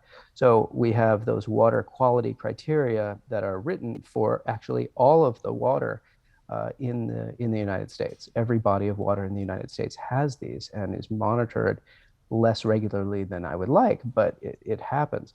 So those are examples of policy tools where the scale of the tool might begin to approach the scale of the problem. At smaller spatial scales, we can think about how do we handle atmospheric pollutants, which is a big picture problem. How do we handle that with smaller scale approaches to solutions? Things like land use decisions that reduce runoff. I'm thinking of buffer zones around coastal and river habitats, for example, that reduce the amount of nitrogen going into the coastal ocean. If you're doing that, you're going to reduce the total amount of the PCO2 that's being that the water is being exposed to. In that case, through biology rather than directly through equilibrating with the atmosphere. But the effect of that CO2 is the same if it remains in the water. It reduces the pH of that water, and so forth. So I don't have to work through the entire list of potential solutions. And in fact, they don't directly apply in Japan because Japan has its own laws. But I put this here, and I have the reference here to this is the Harvard Environmental Law Review paper that we wrote about 10 years ago now that attempted to do this for ocean acidification, link up specific areas of science with specific areas of law to provide a roadmap for what are the tools at your disposal for trying to fix this problem. Terry, next slide, please. So if that's the big picture idea of how do you match policy tools with sources of ocean acidification, now I want to look at a little bit of history, actually. Just in the past 10 years, the states of Washington and of California have taken this issue seriously. And in fact, this is the whole west coast of the United States. California, Oregon, Washington, and then into Canada, British Columbia, have sort of held hands at some level and begun to think seriously about what to do about ocean acidification. And this might be a model, and indeed has been a model, I think, for other places in the world. So let's look at what has been done in that regard. Terry, next slide, please. The state of Washington, where we live, had experienced, as you saw in previous slides, a significant downturn in the oyster industry as a result of, or I should say that experienced failures of recruitment in hatcheries, and the oyster industry was experiencing a good deal of threat. And so by 2011, this became enough of a political issue that the industry had actually motivated political attention. And scientists at the same time, this is an area of the United States where we have a lot of scientists that are focused on this issue. And so the combination of industry and scientific support brought this motivation into the political realm and actually got the governor of the state to create what was called a blue ribbon panel on ocean acidification, and a lot of high-level attention to the matter. That panel came up with recommendations, resulted in funding for research and monitoring, and also public coordination, which is also important for sort of engaging the public, the constituency, and maintaining focus on the issue. Then they actually created laws at the state level that created the Stakeholder Council. This is a council of interested parties called MRAC, the Marine Resources Advisory Council, and also a research center at the University of Washington. Professor Klinger is the co-head of that research center, the Washington Ocean Acidification Center. So a significant direction of funds and of attention on the issue from the political realm into the academic and scientific realm. And that's quite exciting. And the result has been that sustained attention to research and so forth. Although I should say there has been no change to the actual inputs going into the ocean. We've not reduced carbon dioxide in any meaningful way as a result of this. And that continues to be frustrating. Next slide, please. In California, this was a slightly different, is a different process, slightly different motivation. It happened about 2 years later, starting in 2013. Here, this was called the Ocean Acidification and Hypoxia panel. So bringing in this additional issue, oceanographic issue, hypoxia being low oxygen in the water. And this was interesting because it brings to the table people besides oyster growers that don't necessarily know very much about ocean acidification, but they know that there's not enough oxygen in the water, or less than there used to be, and that might have other downstream effects. And so other interested parties come to the table. It becomes a bigger set of stakeholders that are interested in the issue. Here in California, the motivation actually came from the government, the state government, and scientists. The scientists generally working for the government and academic institutions, so had enough political influence that they could direct such a panel. This created new legislation similar to what happened in the state of Washington. There in the forum was they actually had pre-existing state agencies and sort of quasi-state agencies called the Ocean Protection Council, the Ocean Science Trust, and actually the water boards, the people that control fresh water in California, were the forum for this.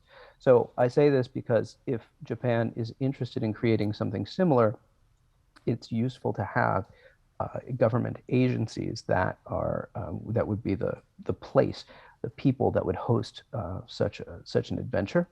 And the result, as in Washington, sustained attention, directed research, in this case, funded research, discrete research projects largely by academics to tackle questions such as, for example, if we plant more eelgrass, does that help the ocean acidification problem? So they've been able to get discrete answers to those discrete questions by this mechanism.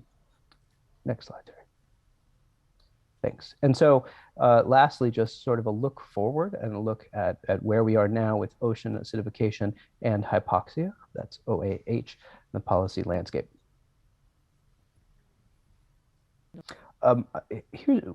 Here's where I think we are. I think despite the large size of this gathering, it's a very impressive size of the gathering, and despite a growing network of scientists around the world, there's still a relatively small number of people that know about ocean acidification and that care about ocean acidification enough to try and think about what do we do about this problem.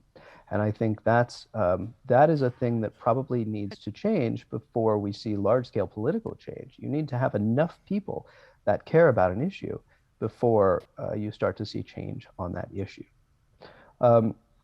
In general, we have strong statutory authority, which is sort of a legal way of saying that the laws in place in most countries, they allow us to do things like regulate CO2.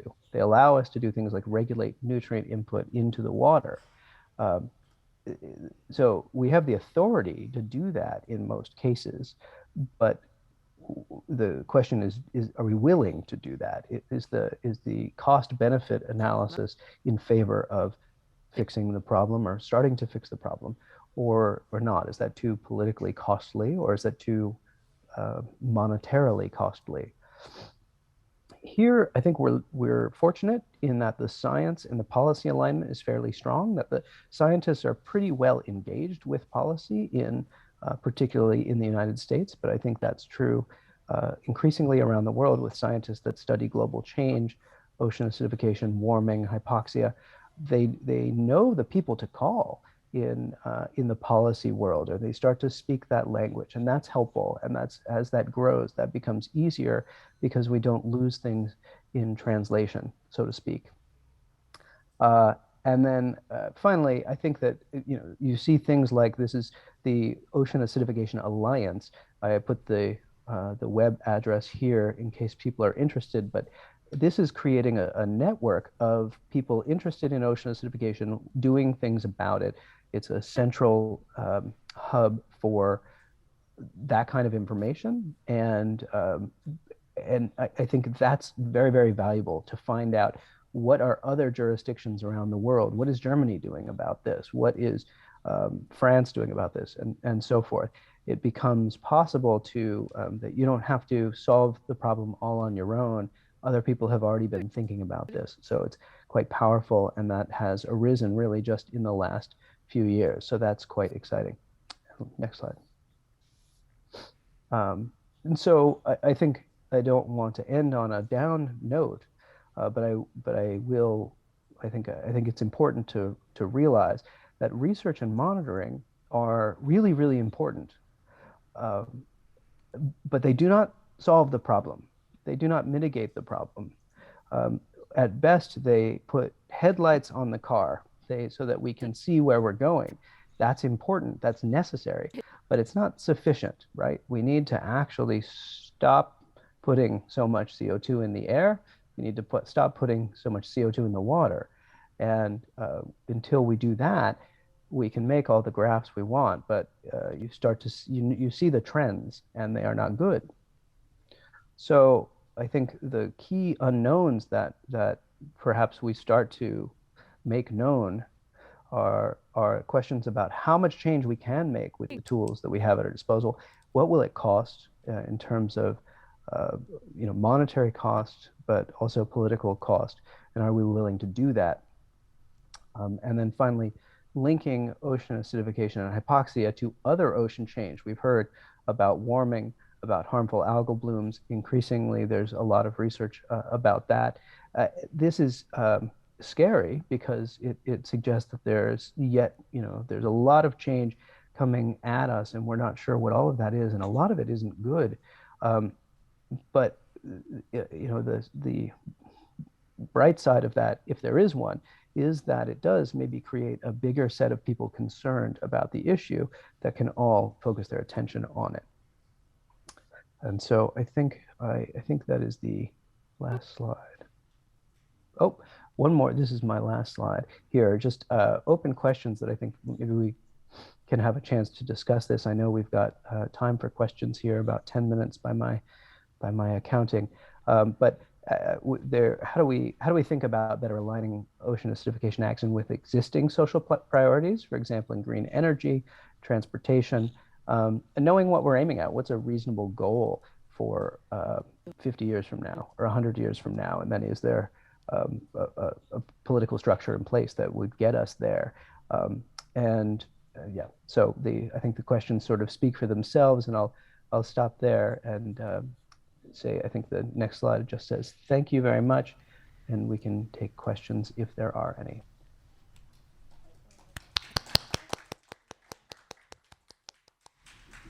Thank you, Terry, and thank you, Ryan, for your truth and the elaborated information, what is going on and in your side. It is really excited to hear the 10 years development of the science field, and also very interested into how such a kind of science output drives or kick the policy action afterward. And we are really thankful for highlighting that not only for the national level, but for the local level action is really important, beside the very difficulty of that. So now I would like to take the question from floor. Sorry for speaking in Japanese. So if you change to the channel to the translate mode, you can hear the question directly. お二人から So now that we have heard from the two professors, we have about 10 minutes for questions and answers. いただきたいと思います。 So the floor would be open, and Ono-san was very quick to raise his hand. So Ono-san, would you like to come to the microphone and state your name and affiliation? Your impressive speeches. Please let me speak Japanese. ありがとうございます。 Thank you very much indeed. I can only agree with what Dr. Kelly said. You have to combine global scale mitigation and local adaptation. They're like two sides of the coin or two wheels. But then, as Dr. Klinger said, if you look at the 10 years and how the science and research has developed, the adaptation part hasn't really made much progress. Like how to develop the seagrass beds, etc. Is there a specific reason that that area is not really making progress? Or is it just because technically it's just difficult to conduct such large-scale experiments? Is that the reason? Thank you for the question, and I'll start, and Ryan will add. I think that there is technical difficulty in developing successful approaches to seagrass restoration and kelp and other vegetation restoration methods. I also think that, and this is a personal opinion, that providing support for science is easier than providing support for adaptation measures. It's easier in a political sense, often, to fund the science. It's also the case that sometimes adaptation is less effective if it's not informed by good science. And I think there in Washington is a real effort to generate the science that can ultimately help inform our adaptation strategies. Ryan? Well, I agree, of course, entirely. The only thing I will add is I think the especially difficult question is if someone comes to you and says, here is $1 billion, you can have $1 billion to fix ocean acidification in some way, how much good will it do? How much of a dent can we make with this money? I don't know the answer to that question. And that is that no one's going to give you $1 billion if you can't answer that question. Yeah. It's a decision of the citizens, not us. Yeah, I agree. Thank you for that. 小野様よろしいでしょうか。はい、ありがとうございました。Dr. Ono, have we answered your question? Yes, thank you. Any other questions? Dr. Suzuki? Terry, my question, because you mentioned about it, under the ocean acidification and the diatom decrease, you mentioned. And I want to know that, so this is abundance or species? Because diatom very, very important is the food source. And if we think about it, the diatom is so much decrease, this is so much incredible situation on the ocean ecosystem. Why? How do you think about the reason about why the diatom decrease? One idea about it is link it to the silica. I don't know exactly, so I want to ask you.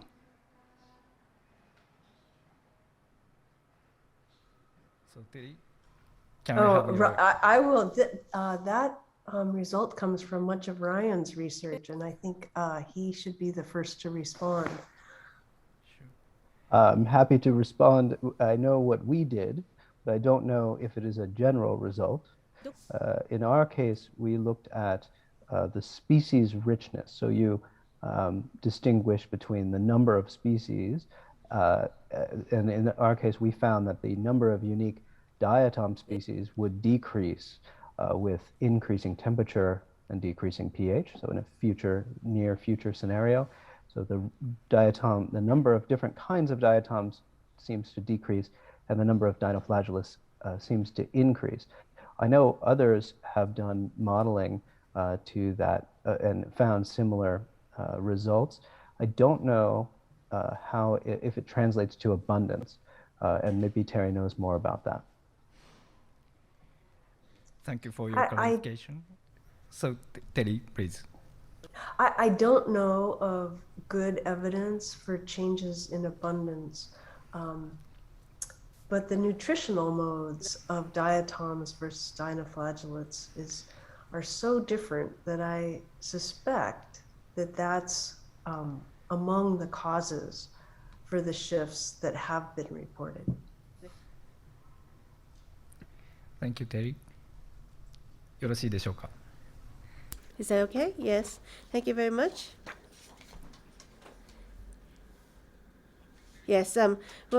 Yes. You mentioned about the multiplication, but this was more about biodiversity and that the decrease in biodiversity. And in terms of the abundance, richness, this was a separate issue. That was the explanation. And we understood that this is very, very late at night your side. But if possible, we are trying to make a discussion afterward for or as a panel. And we are really, really grateful if you can wake up until the discussion time. And please join us later again if you like. Thank you again, and a big hand from Japan to both of you. Thank you very much. どうもありがとうございました。 Thank you very much. それでは、ご発表の部の最後になります。 So the last presentation will be from Dr. Tsuneo Ono from the Fisheries Resources Institute from the Japan Fisheries Research and Education Agency. He will discuss the 1.5-year results of the Nippon Foundation Ocean Acidification Adaptation Project. He would also talk about the impact assessment regarding ocean acidification and hypoxia or deoxygenation. And so, Dr. Ono, the floor is yours whenever you're ready. Thank you very much for your kind introduction. This is Ono. I know this has been long, but I also would like to have my fair 30 minutes or so to share. I hope we have the slide up. Thank you. So I'd like to talk about the ocean acidification and hypoxia or deoxygenation around Japan. And so as was mentioned, this is mostly about the results of the Nippon Foundation project. And I would also like to touch upon other research, what's happening and what measures might be viable. So I'd like to slightly extend the envelope. So I said Japan, but then I start with the global scale. You have these two maps, and these come from the IPCC special report on the ocean and cryosphere. And it looks at their predictions about the acidification and deoxygenation in year 2100. And that doesn't look very good. And then another thing that's not so frequently talked about in Japan is that the loss of the oxygen in the seawater. As we heard earlier from Dr. Tanaka, so it's seawater, sea temperature rise, and acidification and deoxygenation. These are believed to be the three most salient factors. And then with regard to acidification, on the right-hand side, we have this picture. And on the West Coast, we understand that the impact is actually quite serious. So it's actually a real issue on that side of the Pacific. So first, just in case some people are not so familiar, I'd like to talk about the deoxygenation or hypoxia. So what happens here is that when the sea temperature rises, obviously the sea is heated from the top. So the surface layer becomes much hotter or warmer. And so it's like, you have a bathtub and then the top part is heated and then there's no circulation. And that actually is exacerbated because the surface water is lighter. And then the oxygen that usually is actually taken in from the surface and is transported to the bottom doesn't happen. So most of the oxygen stays in the upper half of the water column and not much goes into the bottom half. And that's actually happening.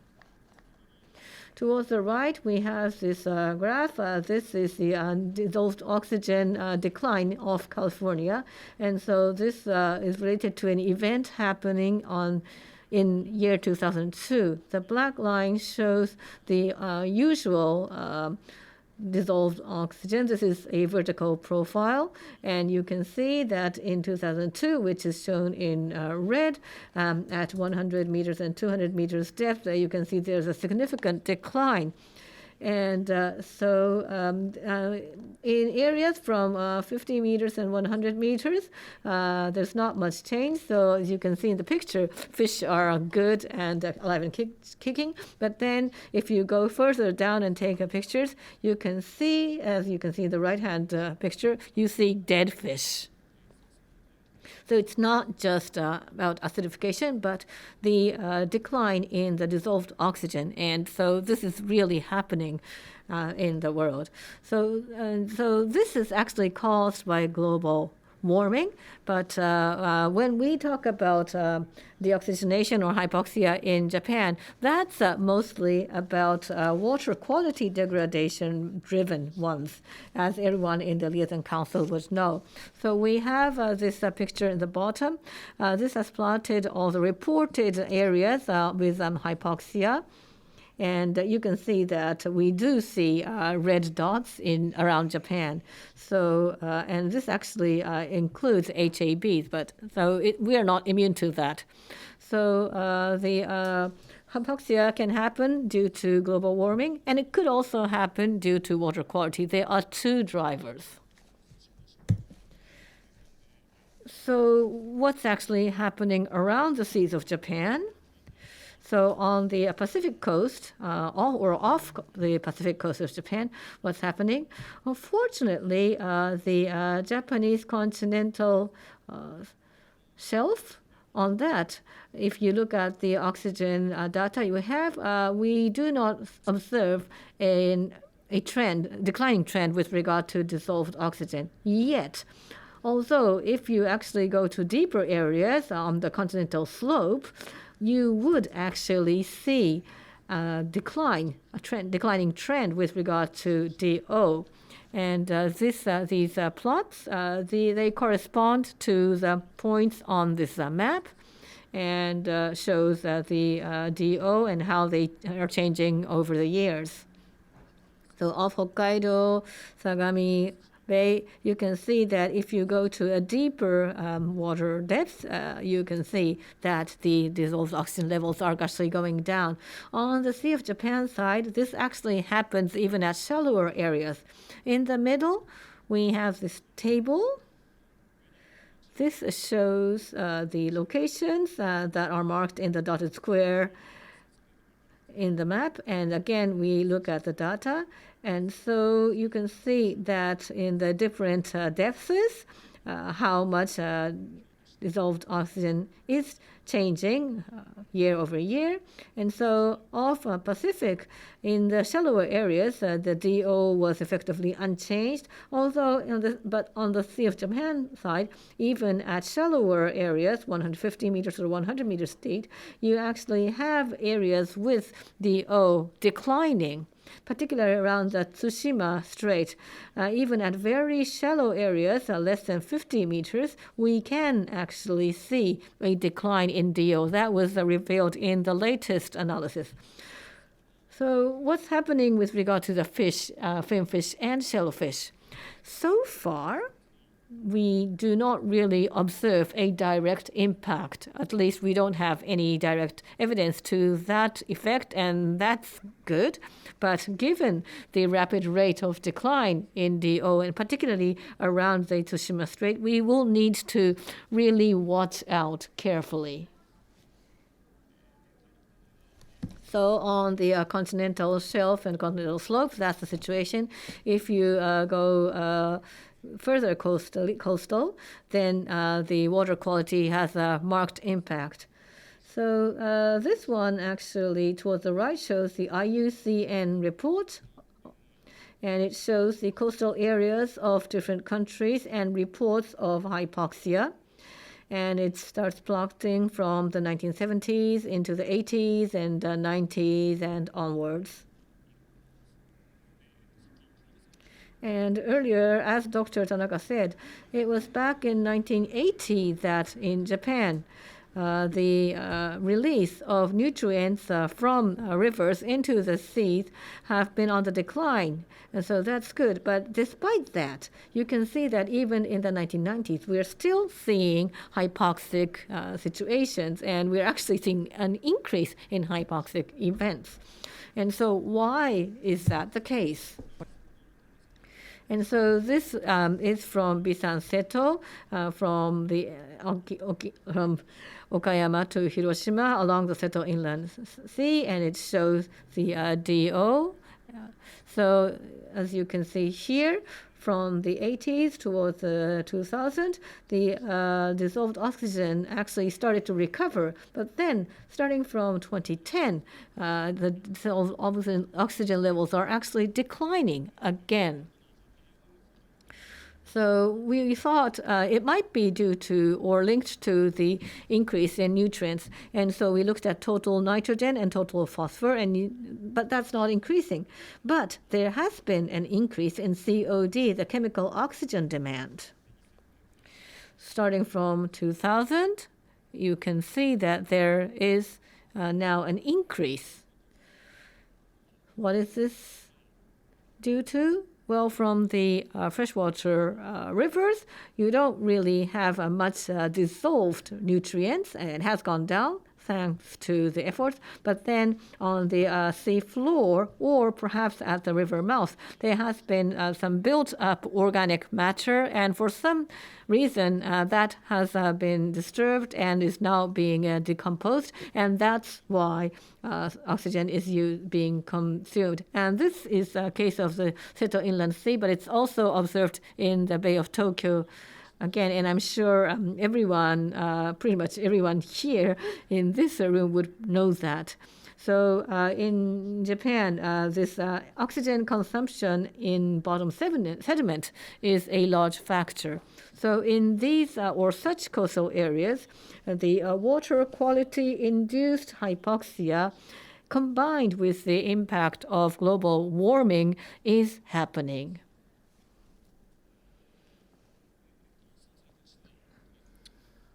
So now let's talk about acidification.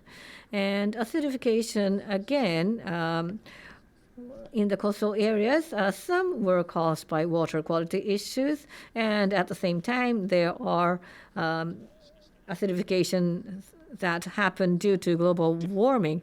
This is a busy slide, so I won't really go into much detail, but the Ministry of the Environment actually takes data with regard to pH.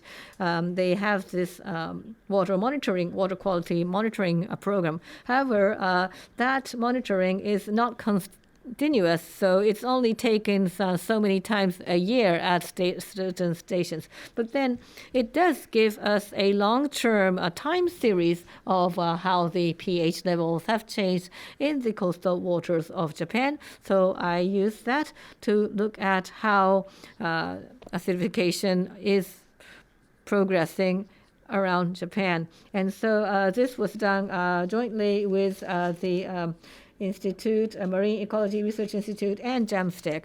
So this histogram, we looked at those 2,000 stations that the Ministry of the Environment is taking data for, and we looked at whether the pH is increasing or decreasing, and at what rate annually. And so this histogram is about the rate of change.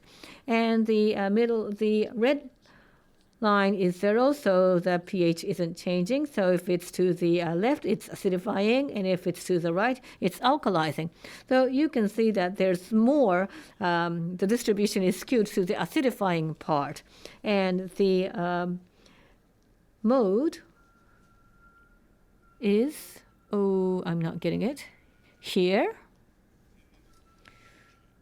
So 0.0015, that's the rate, annual rate of pH going down. That's where that's at the peak of the distribution. What does 0.0015 happen? Actually, in the open ocean in the Northern Pacific, we have the data, and that actually is this same figure. So that means if you look at Japan as a whole, the acidification is progressing at the same rate as the outer Pacific. But then there's another thing you might want to learn from this plot, and it's about the distribution, the wide distribution and the variability. So here we have these locations where the acidification is progressing much faster. And then on this side, we have a lot of stations where the pH values are actually going up, and it goes actually to 30% of the stations. So what's happening here? So these stations where pH is not coming down, and if you collate that with the nutrient data, the nutrient amount is going down, so water quality is improving at those stations. Now at this side, we actually have been able to collate them with areas where there's more nutrient loading, so water quality is continuing to deteriorate. So that means the rate of a pH increase or decrease can be correlated. So earlier when I talked about oxygen, that was also related to water quality. So you can see that with global warming, this is this bit. And in the coastal areas, because of water quality, whether it's deteriorating or declining, you can see that the water quality part actually has a larger impact. And if you have improvement in water quality, at least up to now, the global warming induced pH increase is being offset. That is my takeaway from this plot. So I looked at the pH levels, but then where would the pH go, and how much pH change would have a real impact on the biota? So this comes from this initiative, a global initiative, and the breeding experiments were done at a laboratory level, and that has been compiled into this quote. But when you do a breeding experiment, you're looking at acidification, so pH would be the obvious indicator. But when you do a breeding, you actually look at a CO2 concentration, which drives the pH, or PCO2, the CO2 partial pressure, or from the pH, you can calculate the aragonite saturation state, which is an indicator of whether the shells can develop or will be dissolved. So going forward, I will be not necessarily be showing you based on the pH. I will be using aragonite saturation and others.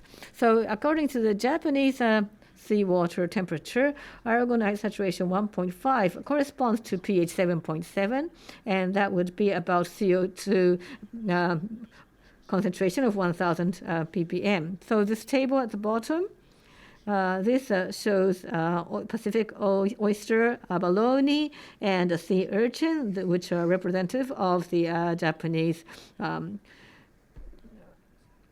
seafood, and we look at this difference. So Pacific oyster is of great interest. So according to breeding experiments, 1.5 in aragonite saturation is the threshold at which the impact actually starts to be expressed or observed. But then these breeding experiments are done in the laboratories, but then the pools that are used in the breeding experiments are very different from the real environment. So the threshold, whatever threshold you get from the breeding experience, may not necessarily be applicable to the real environment. So you really need to go to a specific location and collect or sample the species and collect that to the pH, but that's very difficult. So only several cases have been done. And one was referred to by Dr. Fuji, and that was about the crab and its shells or exoskeleton.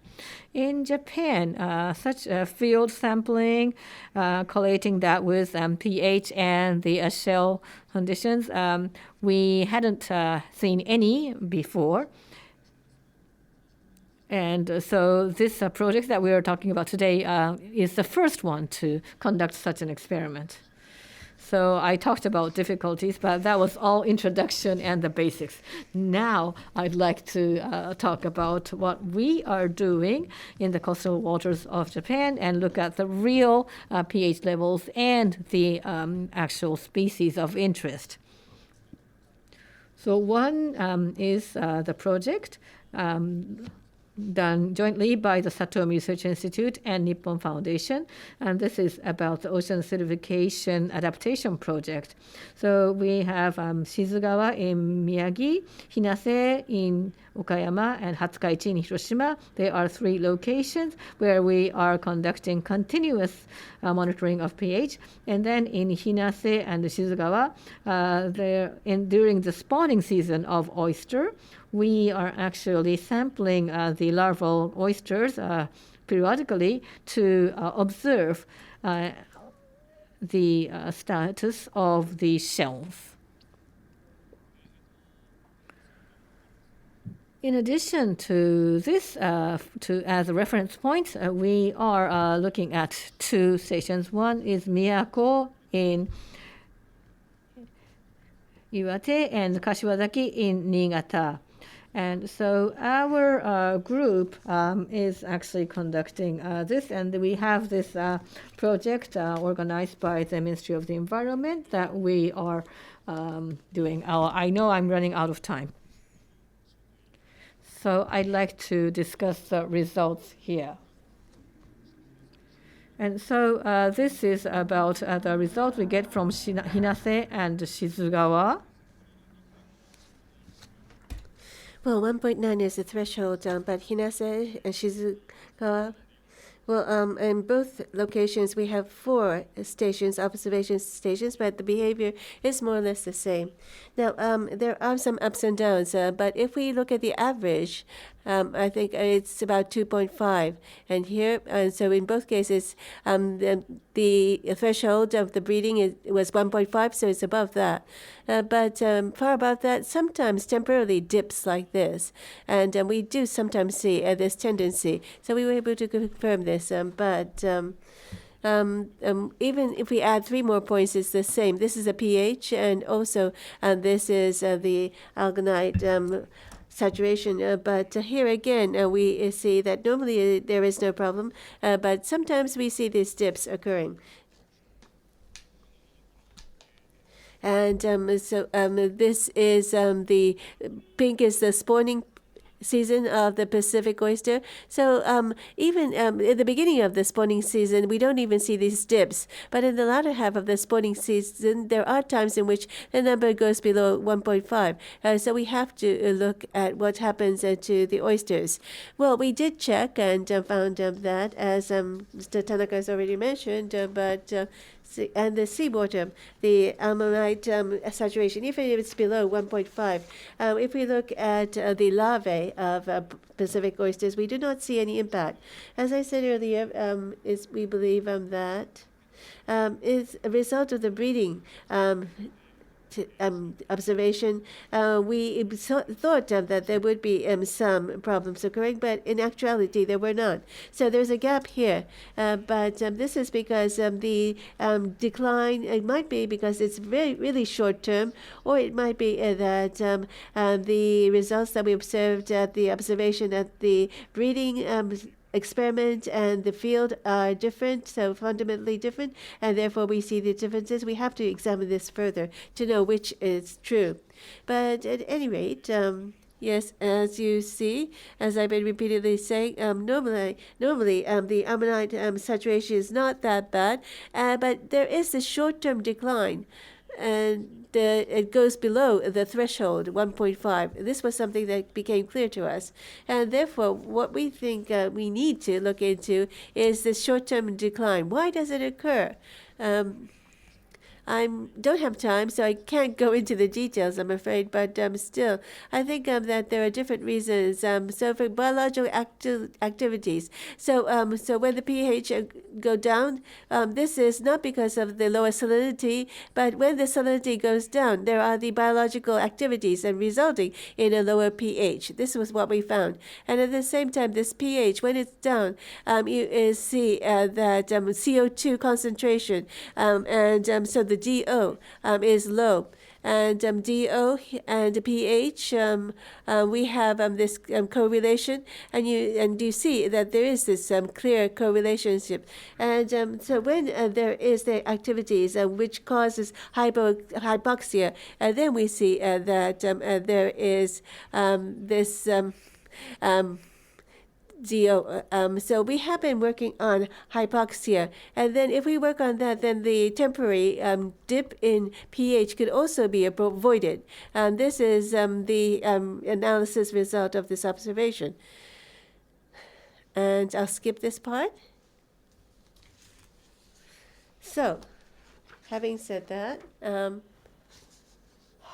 as was said in the United States, the local adaptation. For example, addressing hypoxia, we can reduce such short-term decline. But because the fact that the total, the average is lower, this is what Dr. Fiji is saying, Hirase and Shizugawa, but the line itself, because of the CO2 emission, will go down. This is 2100. If we continue to emit CO2 as we know, the aramidite saturation will go down this far. So if we continue to emit, the base itself would go below 1.5. This is 2,100 the year. And therefore, in the future, we cannot address the issue by just dealing with hypoxia. And therefore, we need to reduce CO2 emission.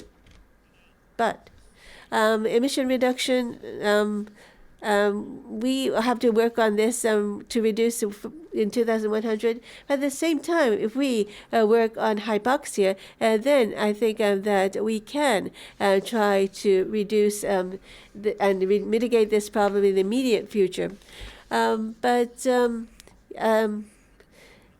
It wasn't that we knew that this would happen, but it was just happened that we found this relationship. This is Shizugawa River, and after the earthquake, we thought that this oxygen concentration would go down, and therefore they made a brave decision to reduce the space in which the agriculture is carried out. So as a result of reduce it to 1/3, not only were we able to deal with hypoxia, but at the same time they were able to increase the size of the oysters. But we were looking at DO at that time, but pH also, once we reduced to 1/3, the pH decline stopped. This was Miyagi Prefecture, the maritime experiment data, and we found that if we deal with hypoxia, then it seems that we can also reduce oxidization, at least temporarily.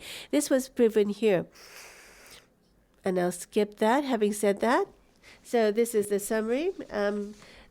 As a result of pH observation around the waters of Japan, we do see some fluctuation, decline in pH, but we believe that this is mainly caused by pollution, and therefore by addressing pollution, we can address this issue of the pH decline. But annually, the average number, it is not to the extent that will have an impact on the biological activities. The pH fluctuation and also the ammonium saturation is not to that level. But when there's heavy rainfall, there are times in which there will be significant drop in pH. But this accompanies hypoxia. So if we address hypoxia again, we can avoid this problem. But in the future, the overall average will go down. And we have to work on CO2 emission in order to fundamentally resolve this problem. As everyone has been saying, in the long run, we have to reduce CO2 emission, but the short run, by addressing hypoxia, we can probably reduce the short-term impact. And this is the conclusion we have reached at this point in time, though we have not finished the process. Thank you, and I'm sorry, I apologize for having run over time. Thank you very much, Dr. Ono. I think you have covered a broad ground, and you have tried to simplify the explanation, especially about hypoxia and pH and ocean acidification. I think that you have, in detail, based on data, explained the relationship. And lastly, you mentioned that there are a number of things that we can still do. That was a very encouraging message. And therefore, since it's a very good opportunity, maybe we could take one or two short questions from the audience.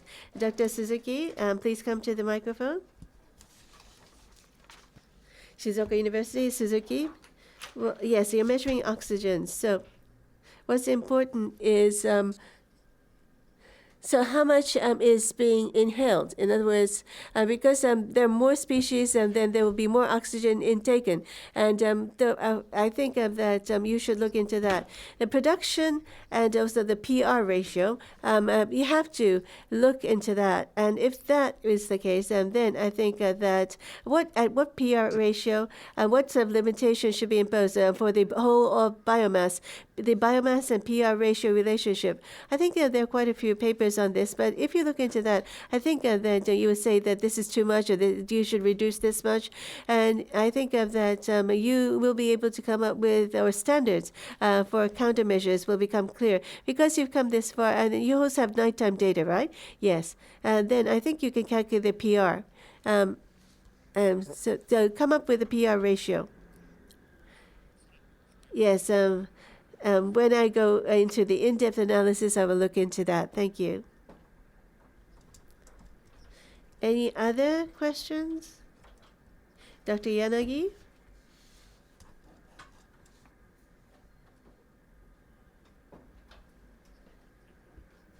Yanagi, it's a follow-up to Dr. Suzuki.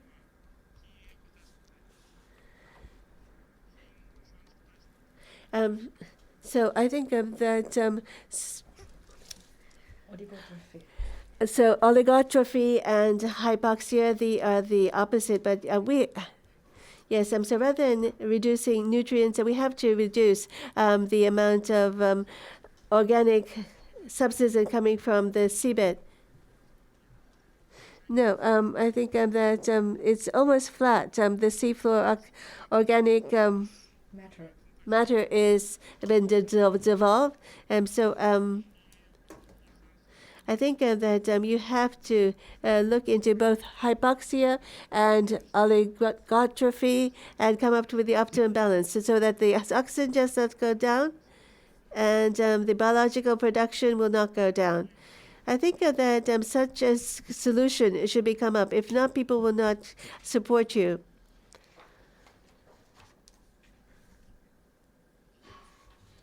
Well, I think, we're talking about oxidization, but fundamentally, I think we have to look at the production of the whole of bay. And nutrients, oxygen, and nitrogen, how they are linked together. And unless you look at all of that, you really don't know where to focus on and what would make everyone happy. It's not just monitoring, but I think you have to go that far. And naturally, we have to develop models for that.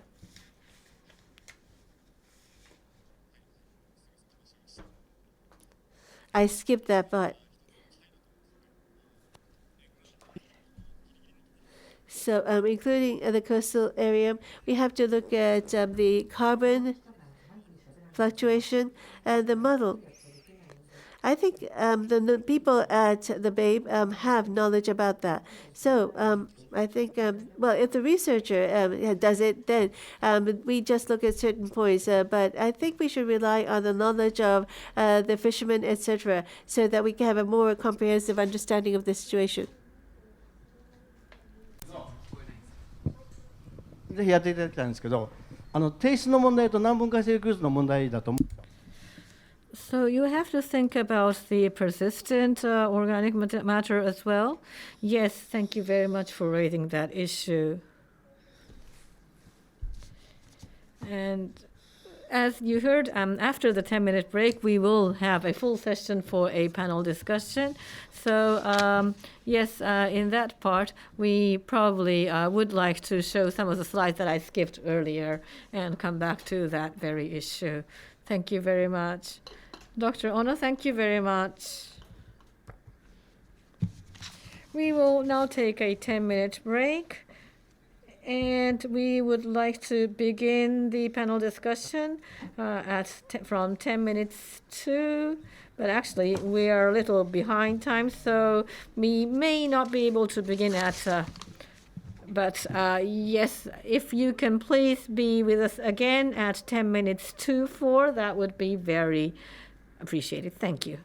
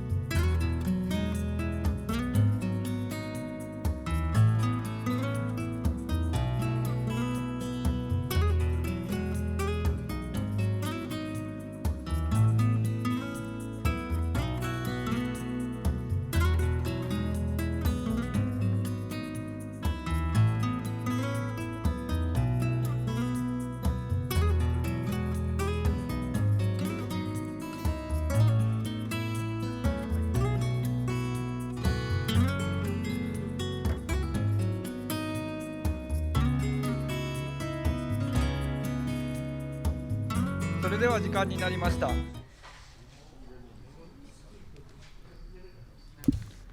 Ladies and gentlemen, we would like to resume the session. I hope you're all ready. It is now time to resume the session. So we would like to begin part 2 of the symposium, which is jointly hosted by the Liaison Council of Academic Societies on Coastal Environment and the Nippon Foundation. So we will have the 4 presenters and 2 more people. The more the merrier. So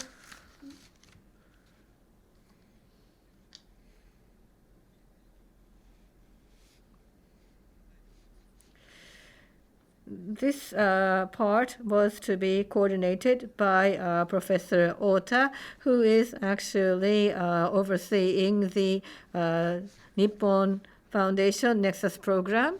I'd like to first introduce the 2 gentlemen who are joining the panel discussion other than the presenters.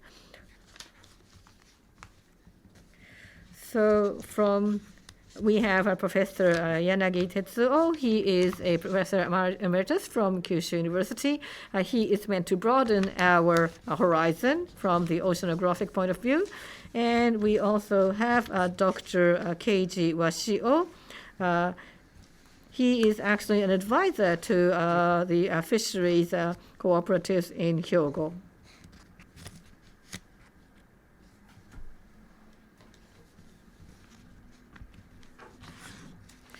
So I will give the floor to Professor Ota from Washington University. If you're ready, sir. Yes, does everyone hear me? Thank you very much. Hello, good afternoon, good morning. Thank you very much for joining us today. I think we have an hour or so to have a further discussion on the theme that we are all interested in. So perhaps let me just say a few words. So this Nexus program is mostly about ocean policies. So we are looking at natural sciences and social sciences, and the intent is to combine those 2 disciplines. And one important thing is social fairness. So this could be equality. The thing is, with global warming, there are some people who are more affected and some people who are less affected, and there could be a widening gap in between. Like people who were fishing and who may have to change jobs to something else, and that's not really what should happen. And there's a consensus among social scientists and natural scientists about that. So with global warming and a lot of changes, many people are at a loss. One thing is the shock doctrine. When people are at a loss, and then some shock comes from outside, and someone tries to take advantage of that situation at the cost of others, and there's a real risk of that. Now, the ocean is supposed to be everyone's. And so you can't allow someone to just take advantage of people facing changes for a very narrow-minded personal gain. And so in that sense, I am very happy to be part of this program. And so it's in that sense or in that context that I'm here facilitating the panel discussion. So earlier we talked about modeling and monitoring, but before going there, I'd like to first invite Dr. Washio. Dr. Washio, do you hear me? Yes, I do. So, Dr. Washio, I actually remember you talking about social justice and social fairness. So, given that so many changes are happening in the world and in Japan, so what about Japanese fisheries, Japanese coastal communities? How should we change? Do you actually have a overarching vision about the future for those coastal communities? Well, thank you. That's a big question. As Professor Oda says earlier, social justice is very important. Environmental sustainability, social justice and fairness, those are really key issues for the whole of the planet. And then SDGs, the UN-led initiative, is gaining a lot of attention. There are 17 SDGs. And you know, you have that rainbow type of mark, but I actually like that 3-row presentation. We have, you know, poverty and hunger. Those are important for the human life. And then the second line shows industrial activities and human activities. And those are tools that are to support the first column. And then the third row comes from other things, like number 14 is about the life below water. And so that's really about conserving the environment. So, you know, the first row comes first, and then it's really about human wisdom coming together to deliver on that by other means. Now, looking at fisheries, in Japan, the Japanese government is trying to turn the fisheries industry into a growth industry. But then there are various cultures and traditions and communities across Japan that were making wise use of the coastal ecosystem, and we're trying to be wiser about that. So we do see some of the coastal communities declining economically and financially, and communities are getting poorer in general. So to revitalize that, what can we do? You know, top-down policy may not always be the right solution. It really could be bottom-up. Like as Dr. Ono says, it's really about learning from the local wisdom that really resides. And there's a lot that has been handed over from previous generations, and making sure that those are fully leveraged and dug out if they have been in a closet. That's important.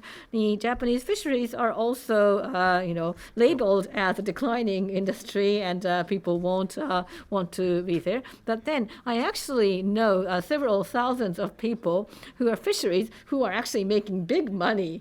And so some people are being successful, but then at the same time, many people are finding it difficult to just focus on fisheries. They need to have a second job or second source of income. So there's a lot of change, and adapting to that and responding to that so that we can be more resilient, that would be a big challenge.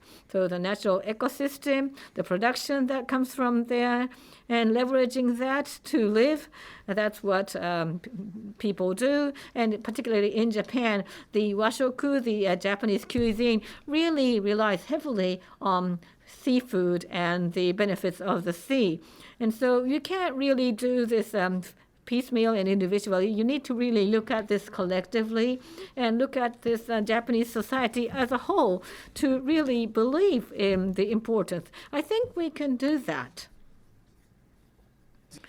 So for today's issue on hand, we are looking at this big global issue, but we really need to translate that into local action, what we can do locally. I think it would be a great opportunity to do so today. Thank you very much. Thank you very much. I knew it was a big question, but you were very quick to respond to that very elegantly. Thank you very much. I knew I was asking the right person. And you mentioned that we need to look at the global agenda and the local agenda as well, and those need to be coordinated.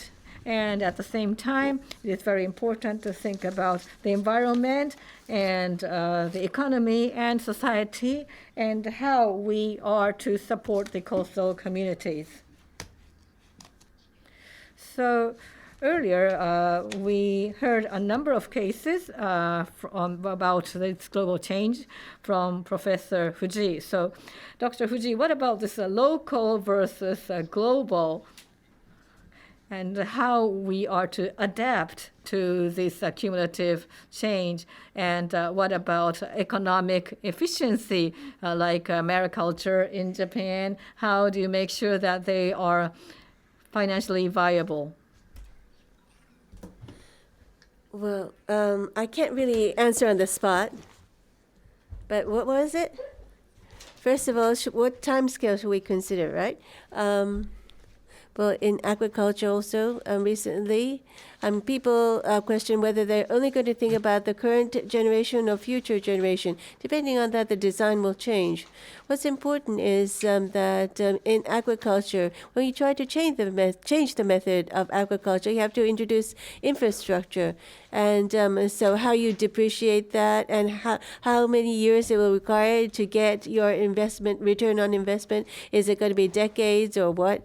Or it might be longer than that. So this needs to be considered when thinking about how to cope with climate change and environmental change and adapt to that and change the method of agriculture.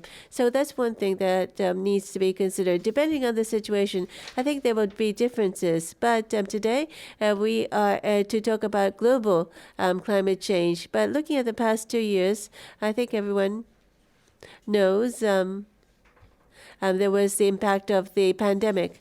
And there were social changes, a transformation resulting from that.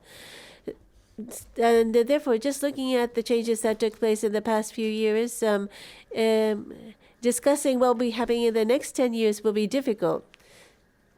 Therefore, we have to build up more data.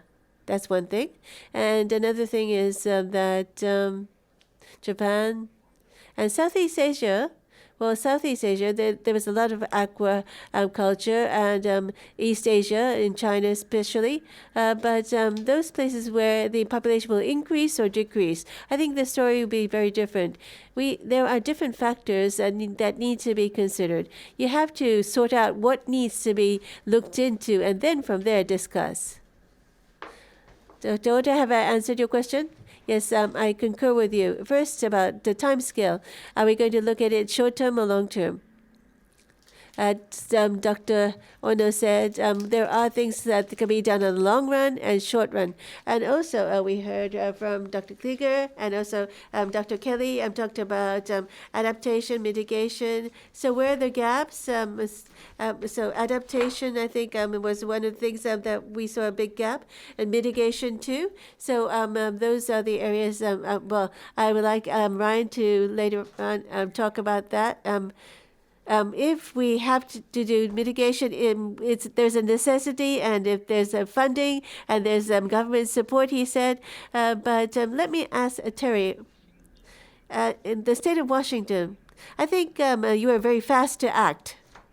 You did the monitoring right away, and politically there were those developments. Why was it that you were so quick to see such political action being taken? That's something that I would like to ask. Is this being translated into English? I'm happy to try and answer. Thank you, Dr. Oda.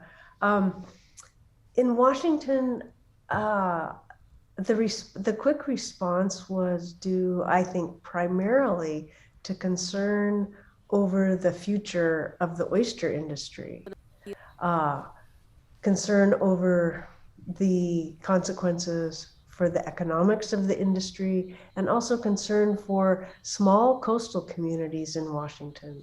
When we often think about Washington, large cities, a big technology-driven sector. But on the coasts of Washington, there remain small communities that are very much tied to resources. So that was a big concern. The other reason I think that we were fortunate and able to act quickly is because there was great collaboration and communication between the scientists, the oceanographers, particularly the oyster growers, and people in the state government. So there was great cooperation, and that allowed action to be taken quickly.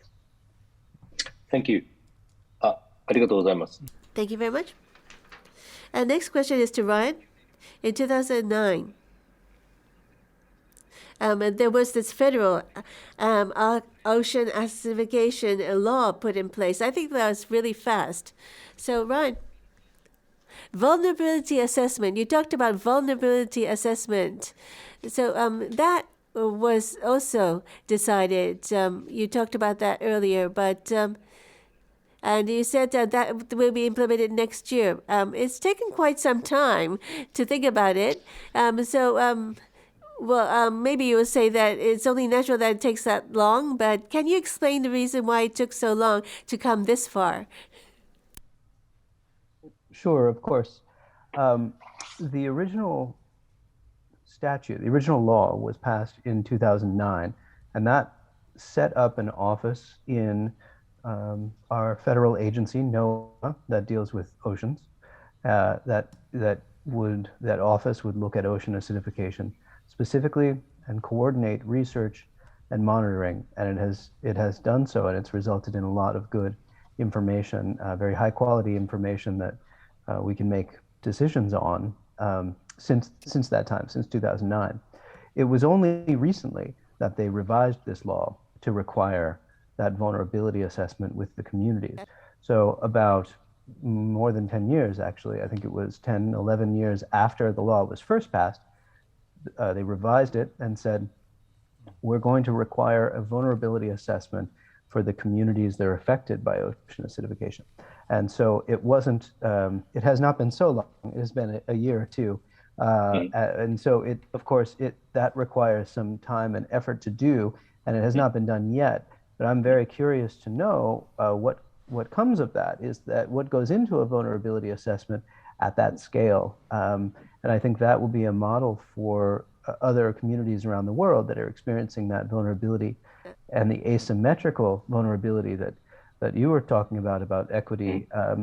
This is where equity and justice come sort of into most immediate effect, right, with the vulnerability of these coastal communities. So I don't know the answer yet of what that's going to look like, but it takes some time to do, and I'm excited to see what comes of it.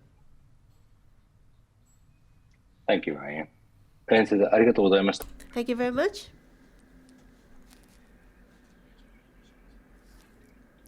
Yes, we have interest in both scientific issues as well as political issues, and that some people are keen for me to proceed to scientific issues. But as Ryan said, we have to look at vulnerability, and we need to understand the knowledge of the communities as well as the needs and knowledge of the communities. And as Dr. Ono mentioned, knowledge is extremely important. And we have to acquire knowledge, and based on that, come up with measures. I think that's one idea. And then, Dr. Yanagi, you said that, yes, hypoxia as well as the acidification, these are counter to each other. And so maybe we can heat up the discussion now. Well, there is no need really to heat up the discussion, but maybe I can ask Dr. Yanagi to repeat what you said earlier so that we can expand the discussion on what you have raised. Yes, I was talking about reducing hypoxia. So we should try to reduce the production of organic matters, and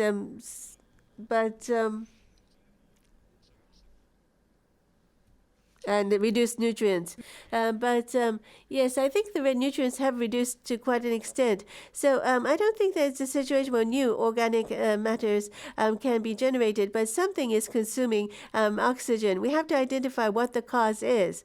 Why is it that this is happening? And what I was thinking is that at the seabed and also at the coastal areas, there are these old organic matters that are accumulating, and this is the cause.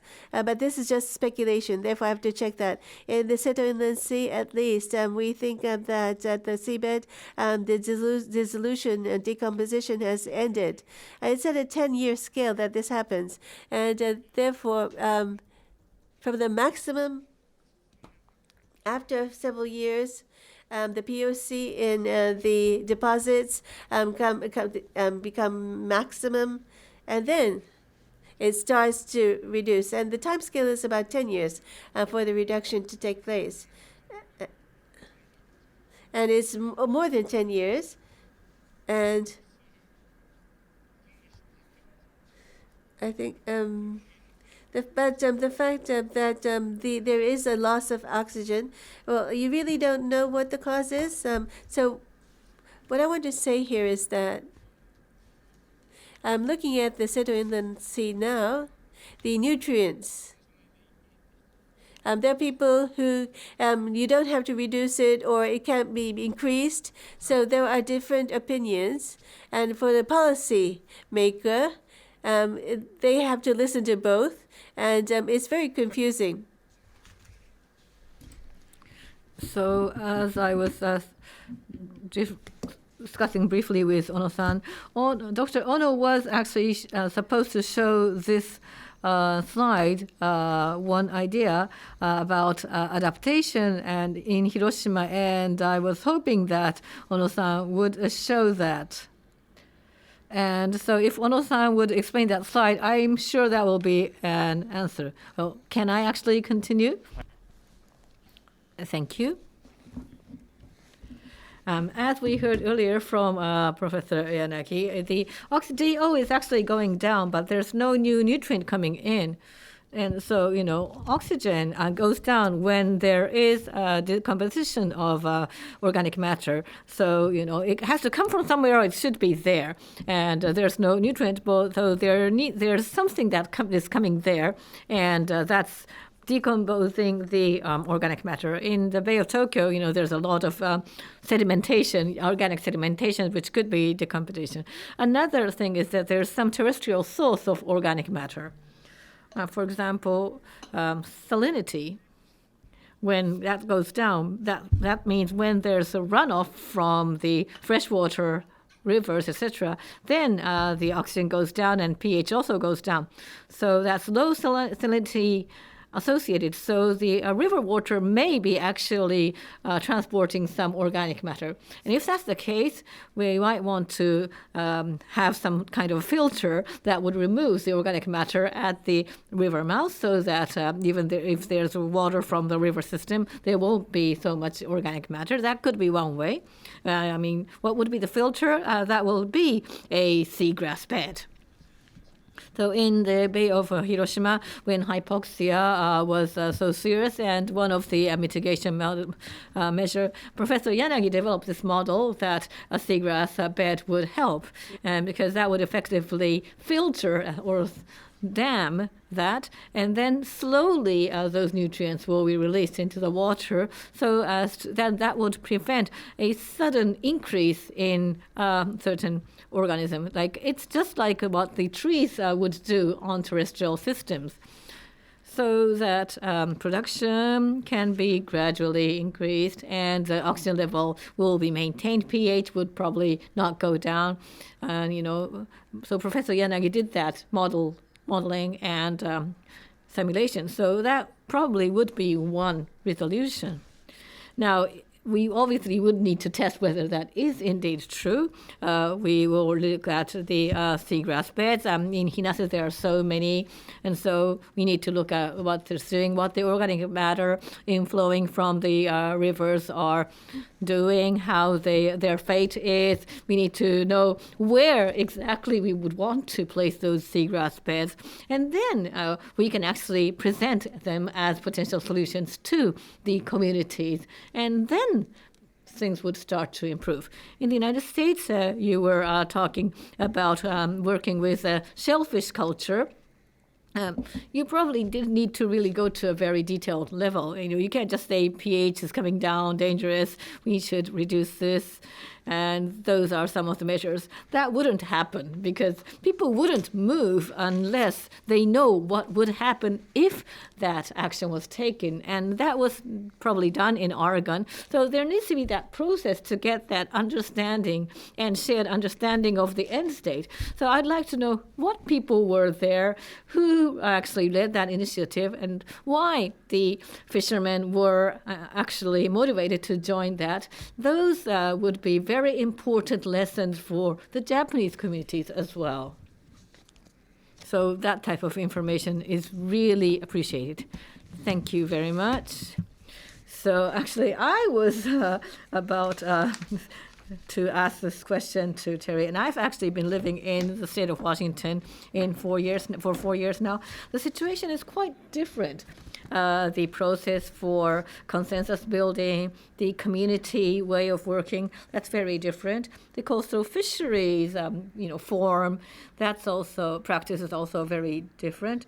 And I don't think we have time to have that all explained, but perhaps if Terry can perhaps tell us in a nutshell how it happened. Was it more top-down approach, or as she said, there's still a lot of work to do in the field of assessment, and so vulnerability assessment and still gaps. If there's something that we can learn from their experience. I know it's a tall order to ask you to briefly comment on that, but please. Sure, I'm happy to give it a try.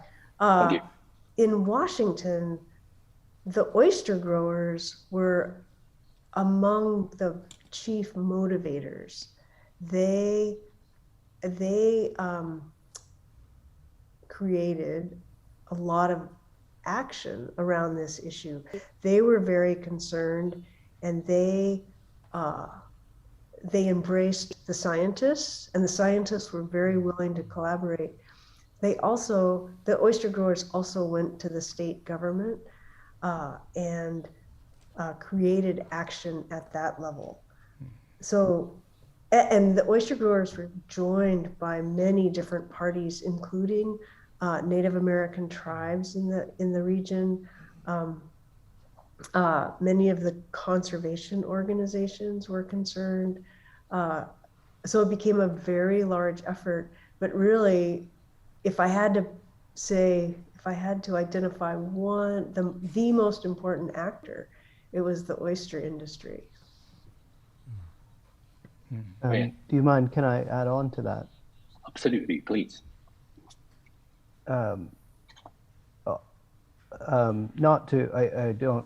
of course agree entirely with Terry and her characterization of it.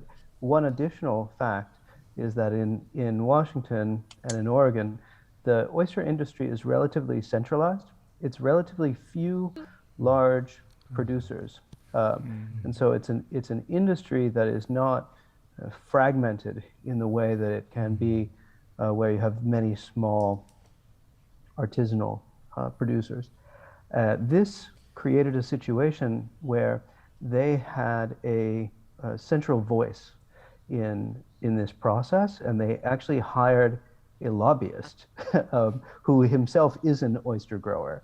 They had a spokesperson who works for one of the large growers, but also is a registered lobbyist with the government, and so they were sort of politically aware that they could have a much louder voice if they spoke together through a single person, and so that was very useful in getting attention in this regard.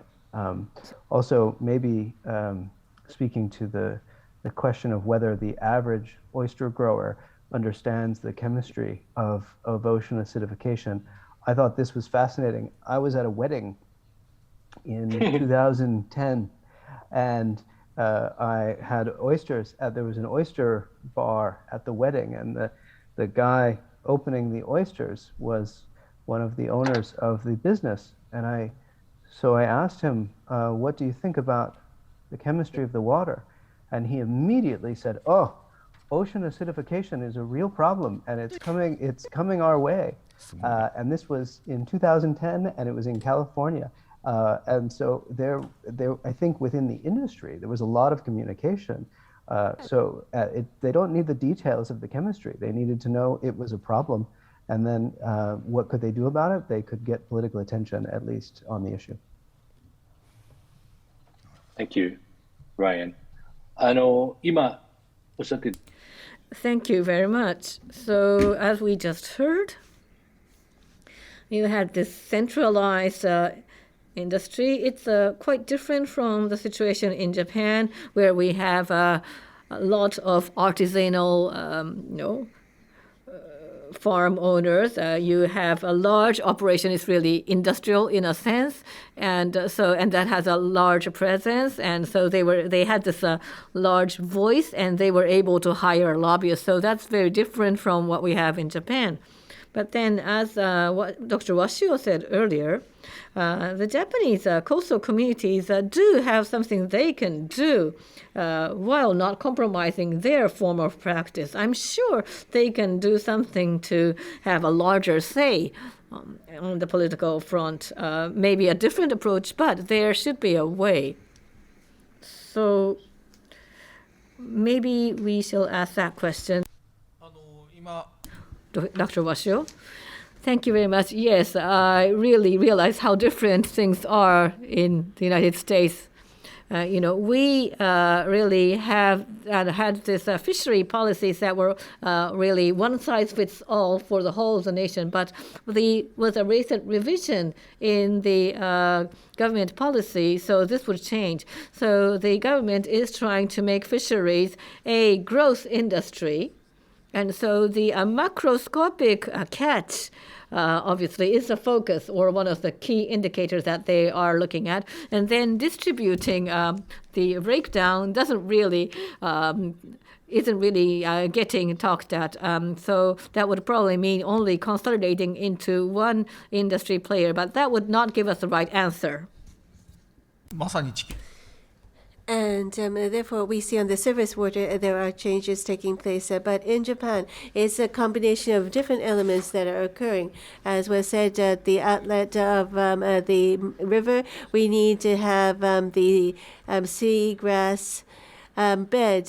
But in the past, there were tidal plains, and around that, there were these seagrass beds, and therefore this 10 meter or deeper, what we can do where there is no sunlight. So I think of that in order to rebuild. Are we going to do away with the reclamation area? No, that is not realistic. So from the fishery side, because we cannot go back to the past, for example, the fish aquaculture is not growing that much because there is not feed, so it will not grow that much. Meanwhile, the oyster and also nori, wakame, the seaweed aquaculture, because we do not need feed, there is a growth for growth, and I think that this will also have significance for dealing with hypoxia.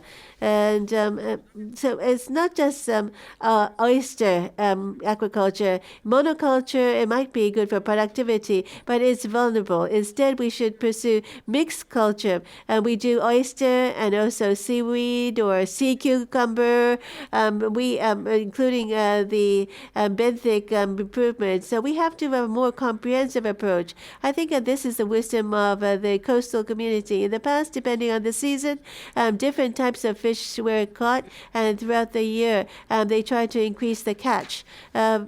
We should go back and reflect on that and try to think as to how we can rebuild the community. But in the past decades, the Japanese economy has been growing, and as a result, we have seen it was like we have been focusing on mass production, and we saw as a result eutrophication. But we have to go on a diet, and we have to try to. Of course, there'll be bleeding, and sacrifice, but I think that we should think more about the environmental balance. And there is a new type of fishery that can achieve this balance. Well, there are a number of issues that have come up as a result of the Fishery Act revision, but now, in the past, it was that the fishery community cooperatives were managing the coastal areas, but now there is this coordination where the government is taking the lead. And therefore, oyster and nori, agriculture might be profitable, but seagrass, seabeds will not prove to be profitable. And if you think about who will do it, is it going to ask the fishermen to do it voluntarily, or is it this new organization, this coordination group? Because it could be that they would receive money from the government to do this. And in agriculture, there are payments made to the farmers to protect the environment. The same is being paid to the fishermen, but this is used for insurance, and this is not being paid to the fishermen themselves. As a result of the law revision, we have to think about how to use this money coming from the government so as to revive the coastal communities. Thank you very much. Well, there is this talk about blue economy, and we think that there are some concerns. How to use the sea is moving away from fisheries, and so the economy is moving in a new direction where people are going after profit, leaving behind the fishermen. So this is of concern. But we have to think about food culture.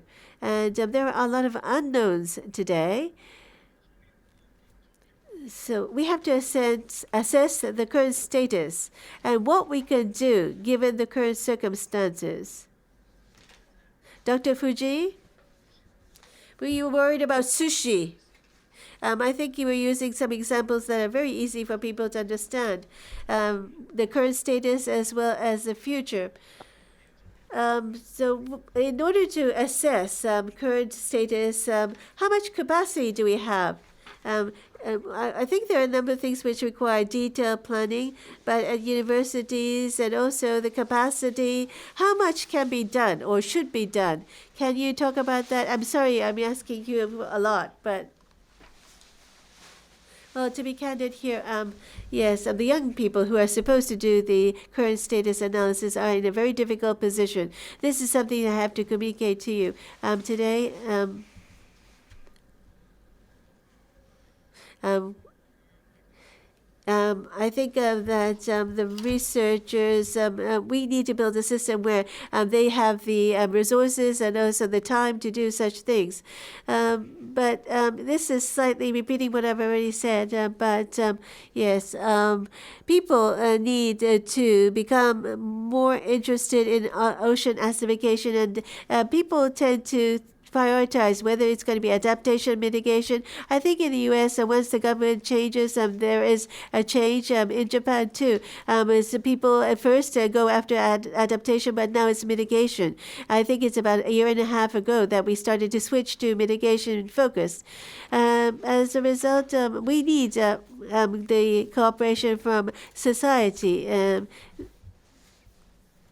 We have to look at the priority issues. And ocean acidification is a tendency that we'll be seeing over the long period of time. And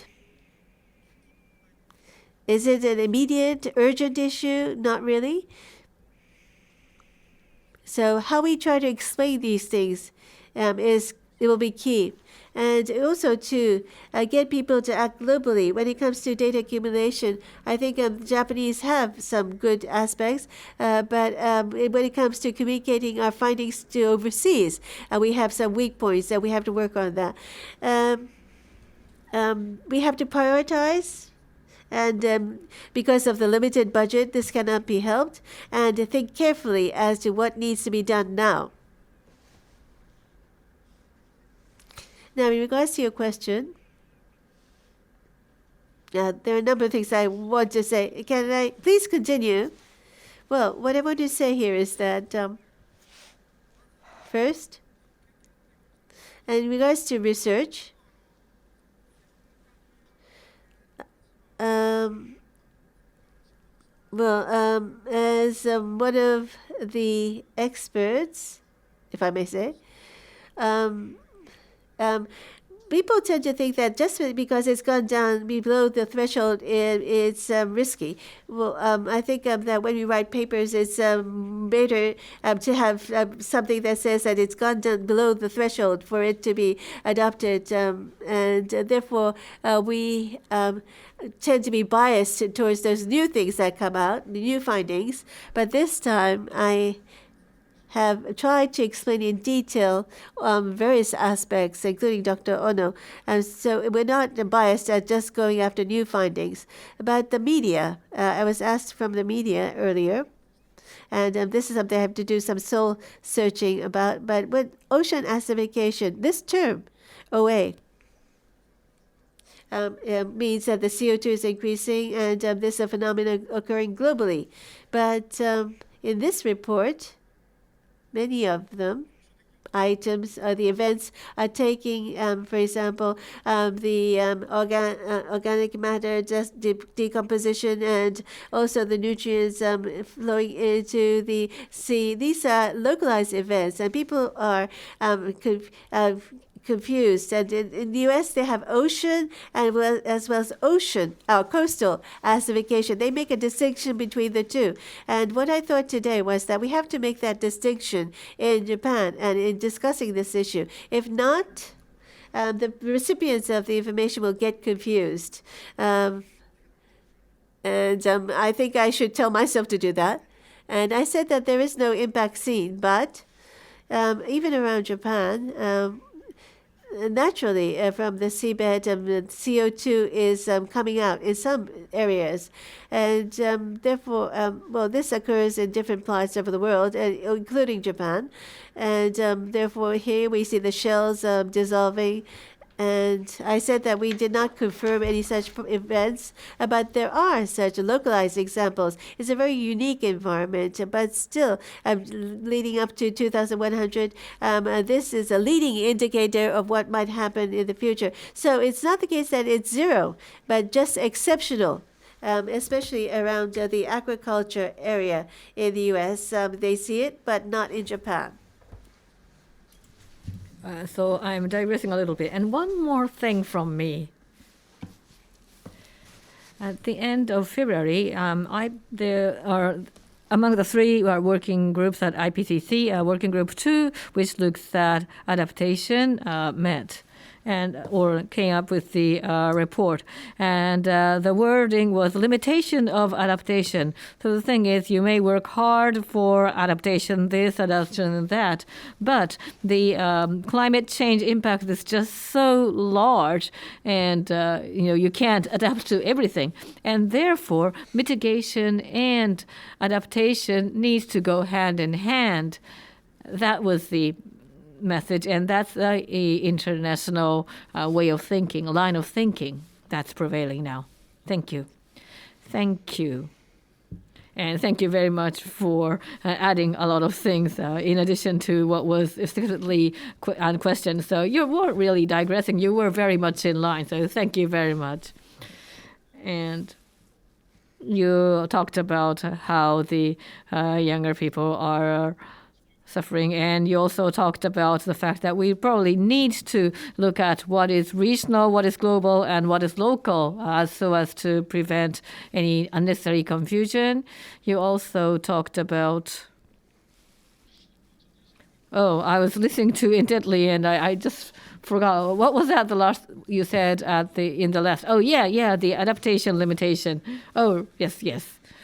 I know it's late at night in your time. Yeah, no, that's not the factor. So adaptation, maybe if you over-focus on adaptation, you may overlook the necessity to mitigate. And obviously, mitigation is an international commitment, but locally you might tend to focus too much on adaptation, and that's not what you should do. So since you mentioned it, I'm sure I would like to hear from the Yanagi-san, Dr. Yanagi. I really want to learn from you. So explaining to people, communication is very important given that what's happening is so complicated and so multifaceted.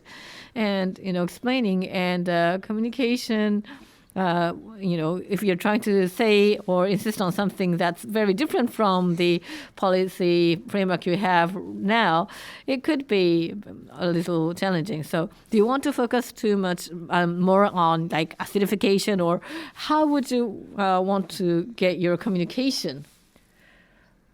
I'm not sure what you're trying to make me say. No, I'm not trying to put any words in your mouth. Well, let me just share with you your observation. Well, in reality, it's the fishermen who are on the coast. And so, when you're asked any questions from those people, it's really your job to give them the right response that they can understand and accept. I've been doing that for decades. They have been successful in restoring their eelgrass beds, and they asked me what they want to do next. And so I said, well, you want to maintain it. And then they said, well, we have a lot of seeds, but they don't really germinate. And back then, I didn't really have an answer to that, so I said, I'll look into it, and I just forgot it. But then, last week, there was this TV program about the Shizukawa restoration, and that was a great program. And they actually said that they were able to improve the germination rate of the eelgrass. And that's because after that tsunami in 2011, some of the sediment was dug up and disturbed, and it actually found that if the eelgrass actually, there needs to be some stimulus that actually triggers the germination.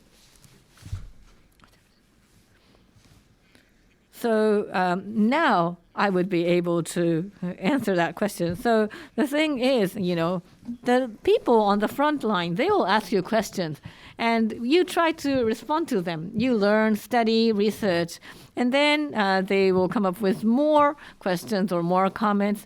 That's how I have been conducting research. And so, I heard from Dr. Klinger and Dr. Kelly, and so,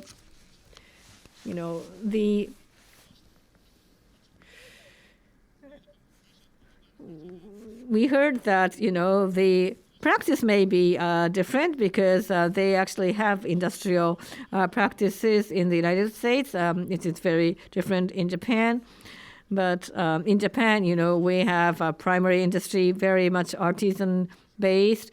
And so for us, it was really about researchers and fishermen being part of the community, really discussing regularly. I'm not sure how the scientists in Washington did that. So there will be actually a question to those in the United States. How did you actually interact with those fishermen? Because I don't think you can do it in the way we do. Okay, since Yanagi-san asked the question, I would like to pose that question to perhaps Kelly-san, Ryan. Mm-hmm. Dr. Klinger was, in fact, on the Blue Ribbon panel, and so I think I will have to defer to her. Well, let's see. How did it in Washington State?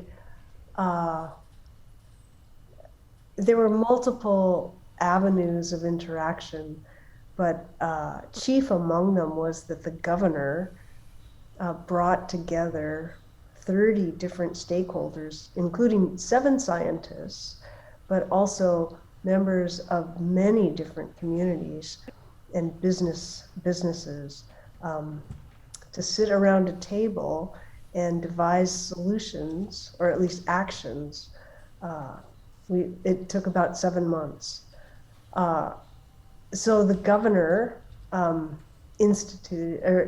promoted much of this action, but also it just turned out that there were some very strong leaders from among the groups that were all willing to work together.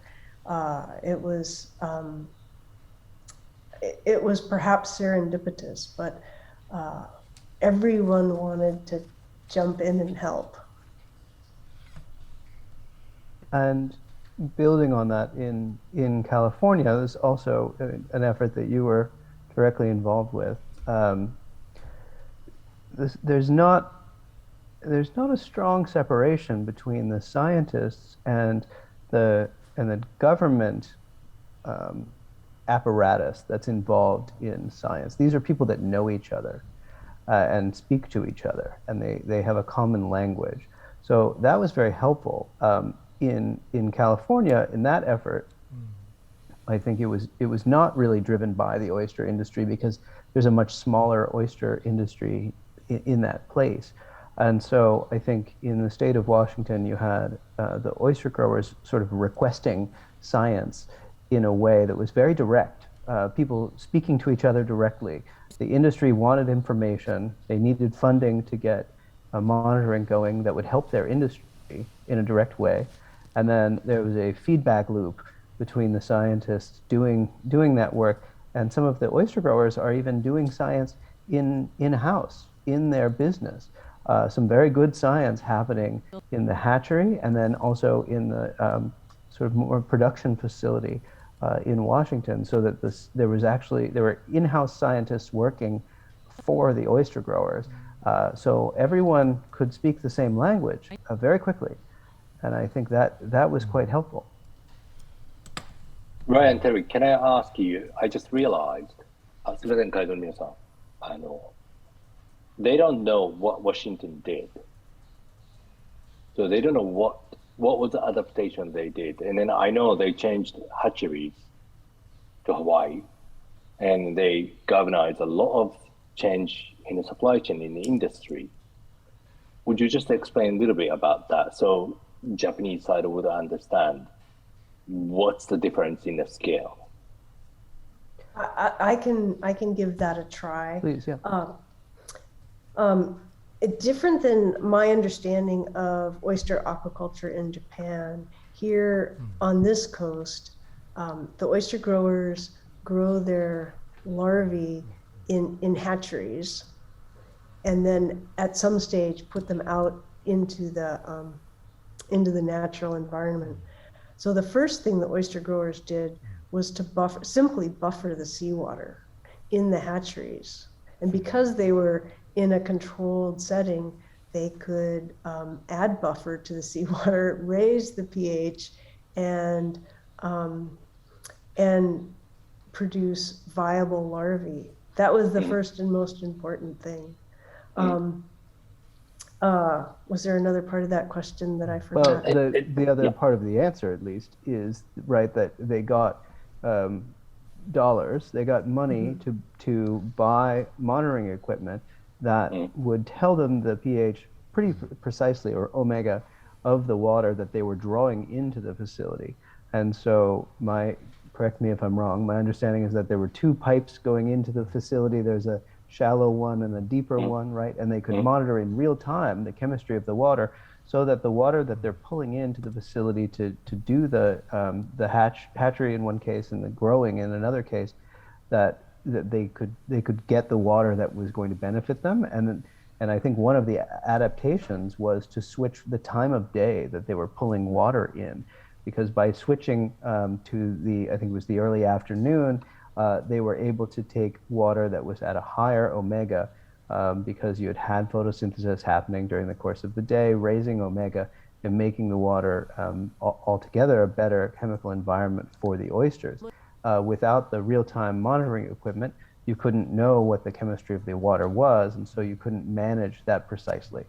So, Yoshi, to your question, what was the adaptation? That was a very specific adaptation of the industry that allowed the industry to continue in place.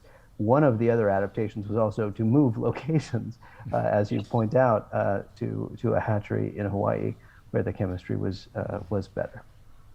Thank you. And great. And then it's not open water. That's a huge difference from Japan as well. No? Can you repeat that, Yoshi? Yeah, I said it's not open water. It's not open water. That's right. It's contained. Right. It's not open water. I'll just add to what Ryan said. An interesting aspect to the monitoring, the instrumentation that the hatcheries were able to establish.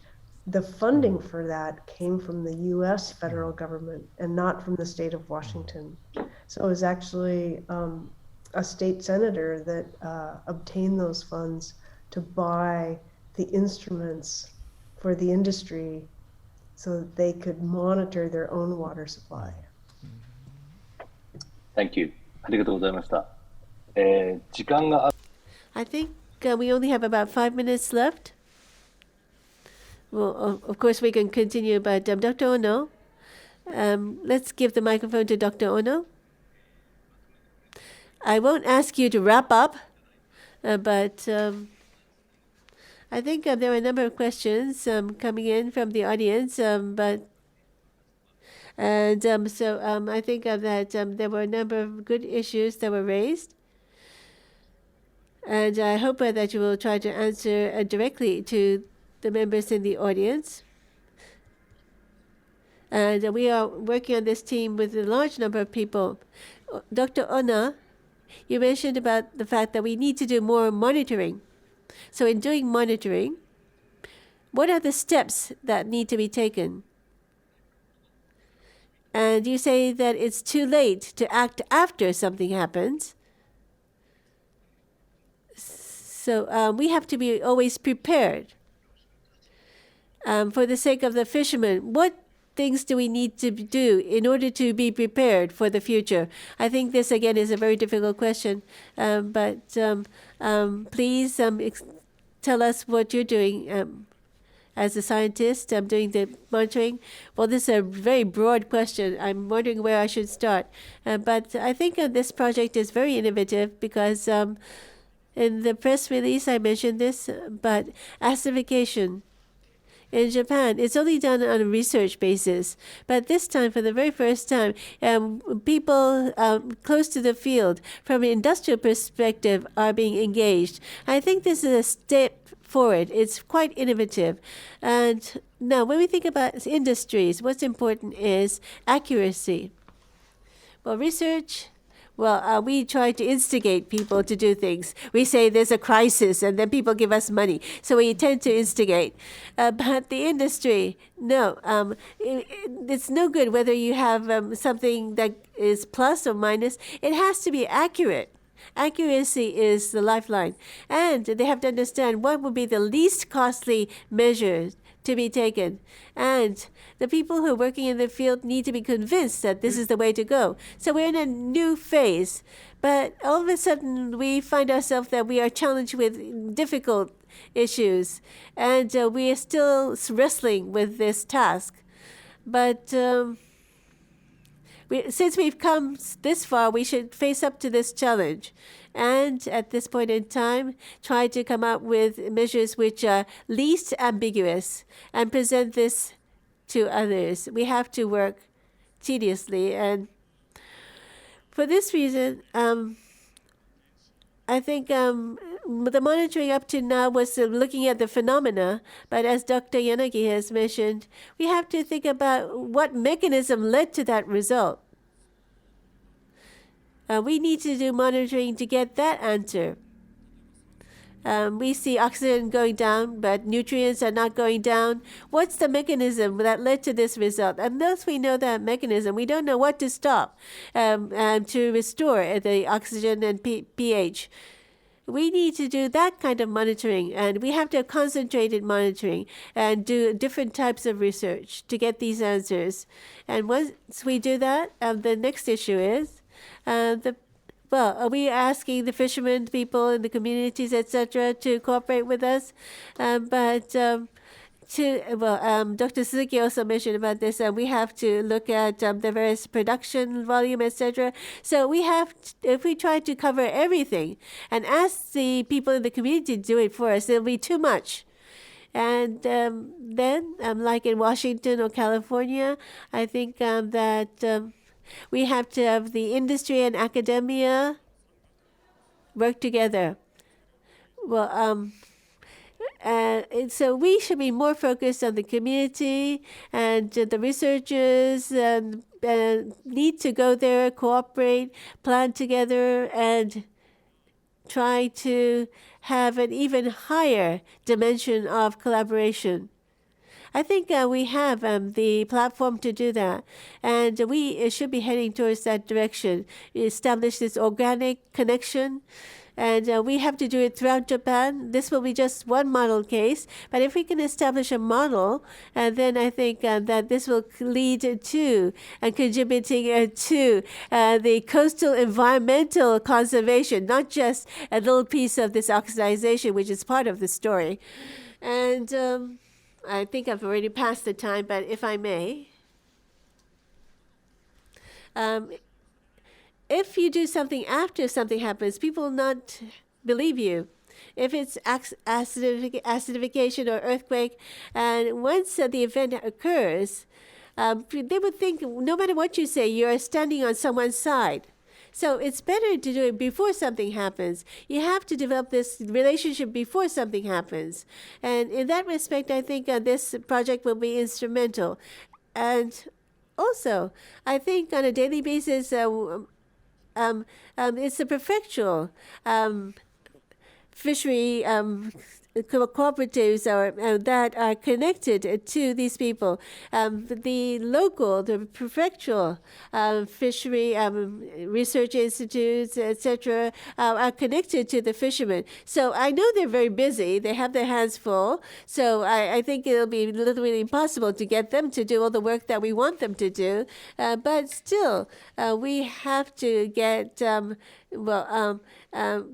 national government, the central government, to provide support to these research institutes so that they can afford to spend resources and time on such work. And plus, we need to engage the local fishermen and community, and also the local researchers. Well, I think there's quite a bit of difference depending on the prefecture we're talking about. It's not that all the prefectures can do it immediately, but that included, I think we should think about how we can approach this issue. Have I answered the question? I hope so. Thank you very much. Yes, the research should benefit the community and also lead the way to policy making. And we should have to make this process more efficient, I think, and trust building is another part. And we have to establish a system, an organization engaging everyone. And I think this example it's becoming not just a Japanese model case, but a global model case. And let's cooperate under this project. There's only one motivation here. So let's focus on that motivation and work together towards our goal. Its time is up. So with this, I would like to end. And I would like to thank all the panelists and also to Terry and Ryan who've stayed up until 12:54 midnight. We thank you very much for your contribution. I think this is a very meaningful discussion. And to everyone in the audience, thank you for staying us to the very end. Everyone has to work together on this. So we hope that you'll continue to take interest in this topic. Thank you.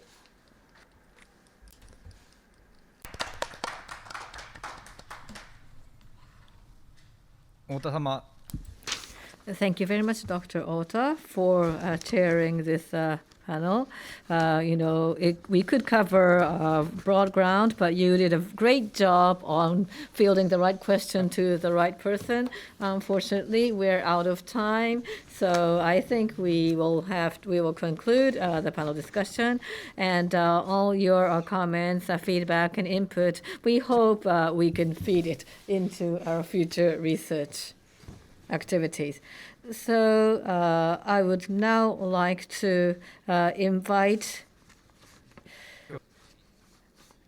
Professor Emeritus Osamu Matsuda, who is also the president of Satoumi Research Institute, to deliver summarizing and closing remarks. Professor Matsuda, over here, please.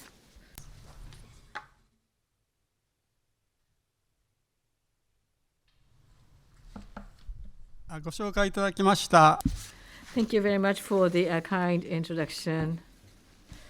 I am involved in the Ocean Acidification and Adaptation project as a president of the Satoumi Research Institute, working in collaboration with the Nippon Foundation. Thank you very much for the huge turnout. I think we never see such a turnout for the events of this nature, so I'm very grateful for this. And as we just heard, we were very, very honored to have participation from the University of Washington, 3 people indeed from across the Pacific. Thank you very much for enriching the discussion. This discussion would never have been so exciting without you. So with regard to ocean acidification, as we just heard, this is not just about CO2 increase. And particularly if you're looking at the local stake, you have to think about inflow of fresh water, organic matters, etc. There are so many factors that go into that. And that is indeed the right type of problem that the Liaison Council of Academic Societies on Coastal Environment is set to look at. And thanks to your contribution, I think we were able to get a better understanding on what we know now and how we are trying to address that. Obviously, this is not the type of question that would be resolved overnight, but I think it was an important step. Ocean acidification is sometimes referred to as another CO2 issue. So the CO2 in atmosphere continues to increase, and that would mean ocean acidification would probably become more serious. And so that would probably mean the issue of hypoxia, such as we heard from Dr. Ono, would also become more serious. Other nutrients would be a part of the impact. And so, again, we really need to be interdisciplinary in addressing this. And so I would like to ask for your continued support to the activities of the Liaison Council. And with regard to adaptation, we looked at global versus local, long-term versus short-term. Adaptation is really a big focus of the Nippon Foundation project. Today's symposium is almost like an interim report, and we are not, at this point in time, able to really present some viable options that would realize adaptation, but we hope to do so through this project. And as we heard earlier, if you are just in the researchers alone, producers alone, politicians alone, all those stakeholders alone wouldn't really be able to resolve this issue. And as we heard from Dr. Ryan Kelly, just research and monitoring doesn't really resolve the issue. And that's very important. So we think it's all the more important for different stakeholders coming together, industry, government, academia, civil society, really working together if we are to really find a solution. And I hope the Liaison Council can play a role in getting all those stakeholders together. Last but not least, I'd like to thank those who worked to prepare the program, members of the Liaison Council, the members of the Secretariat, people at the Nippon Foundation. Thank you very much for your hard work, and I'd really like to thank all of you for staying with us to the very end and being part of the discussion. Thank you very much indeed.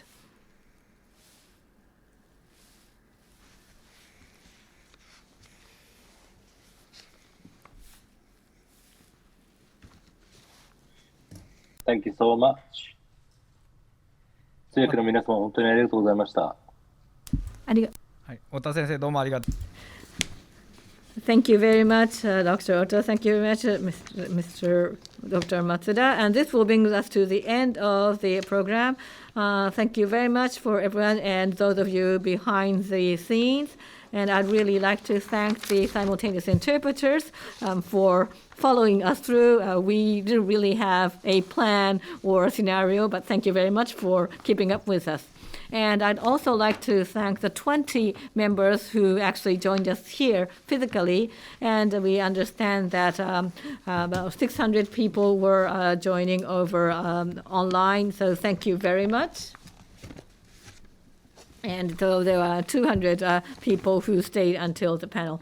And this conference will be archived on YouTube. So send a message across, get your colleagues and friends, listen to it, please, so that there will be more people joining us in trying to find a resolution to the issue at hand. And so, once again, thank you very much for staying with us to the very end.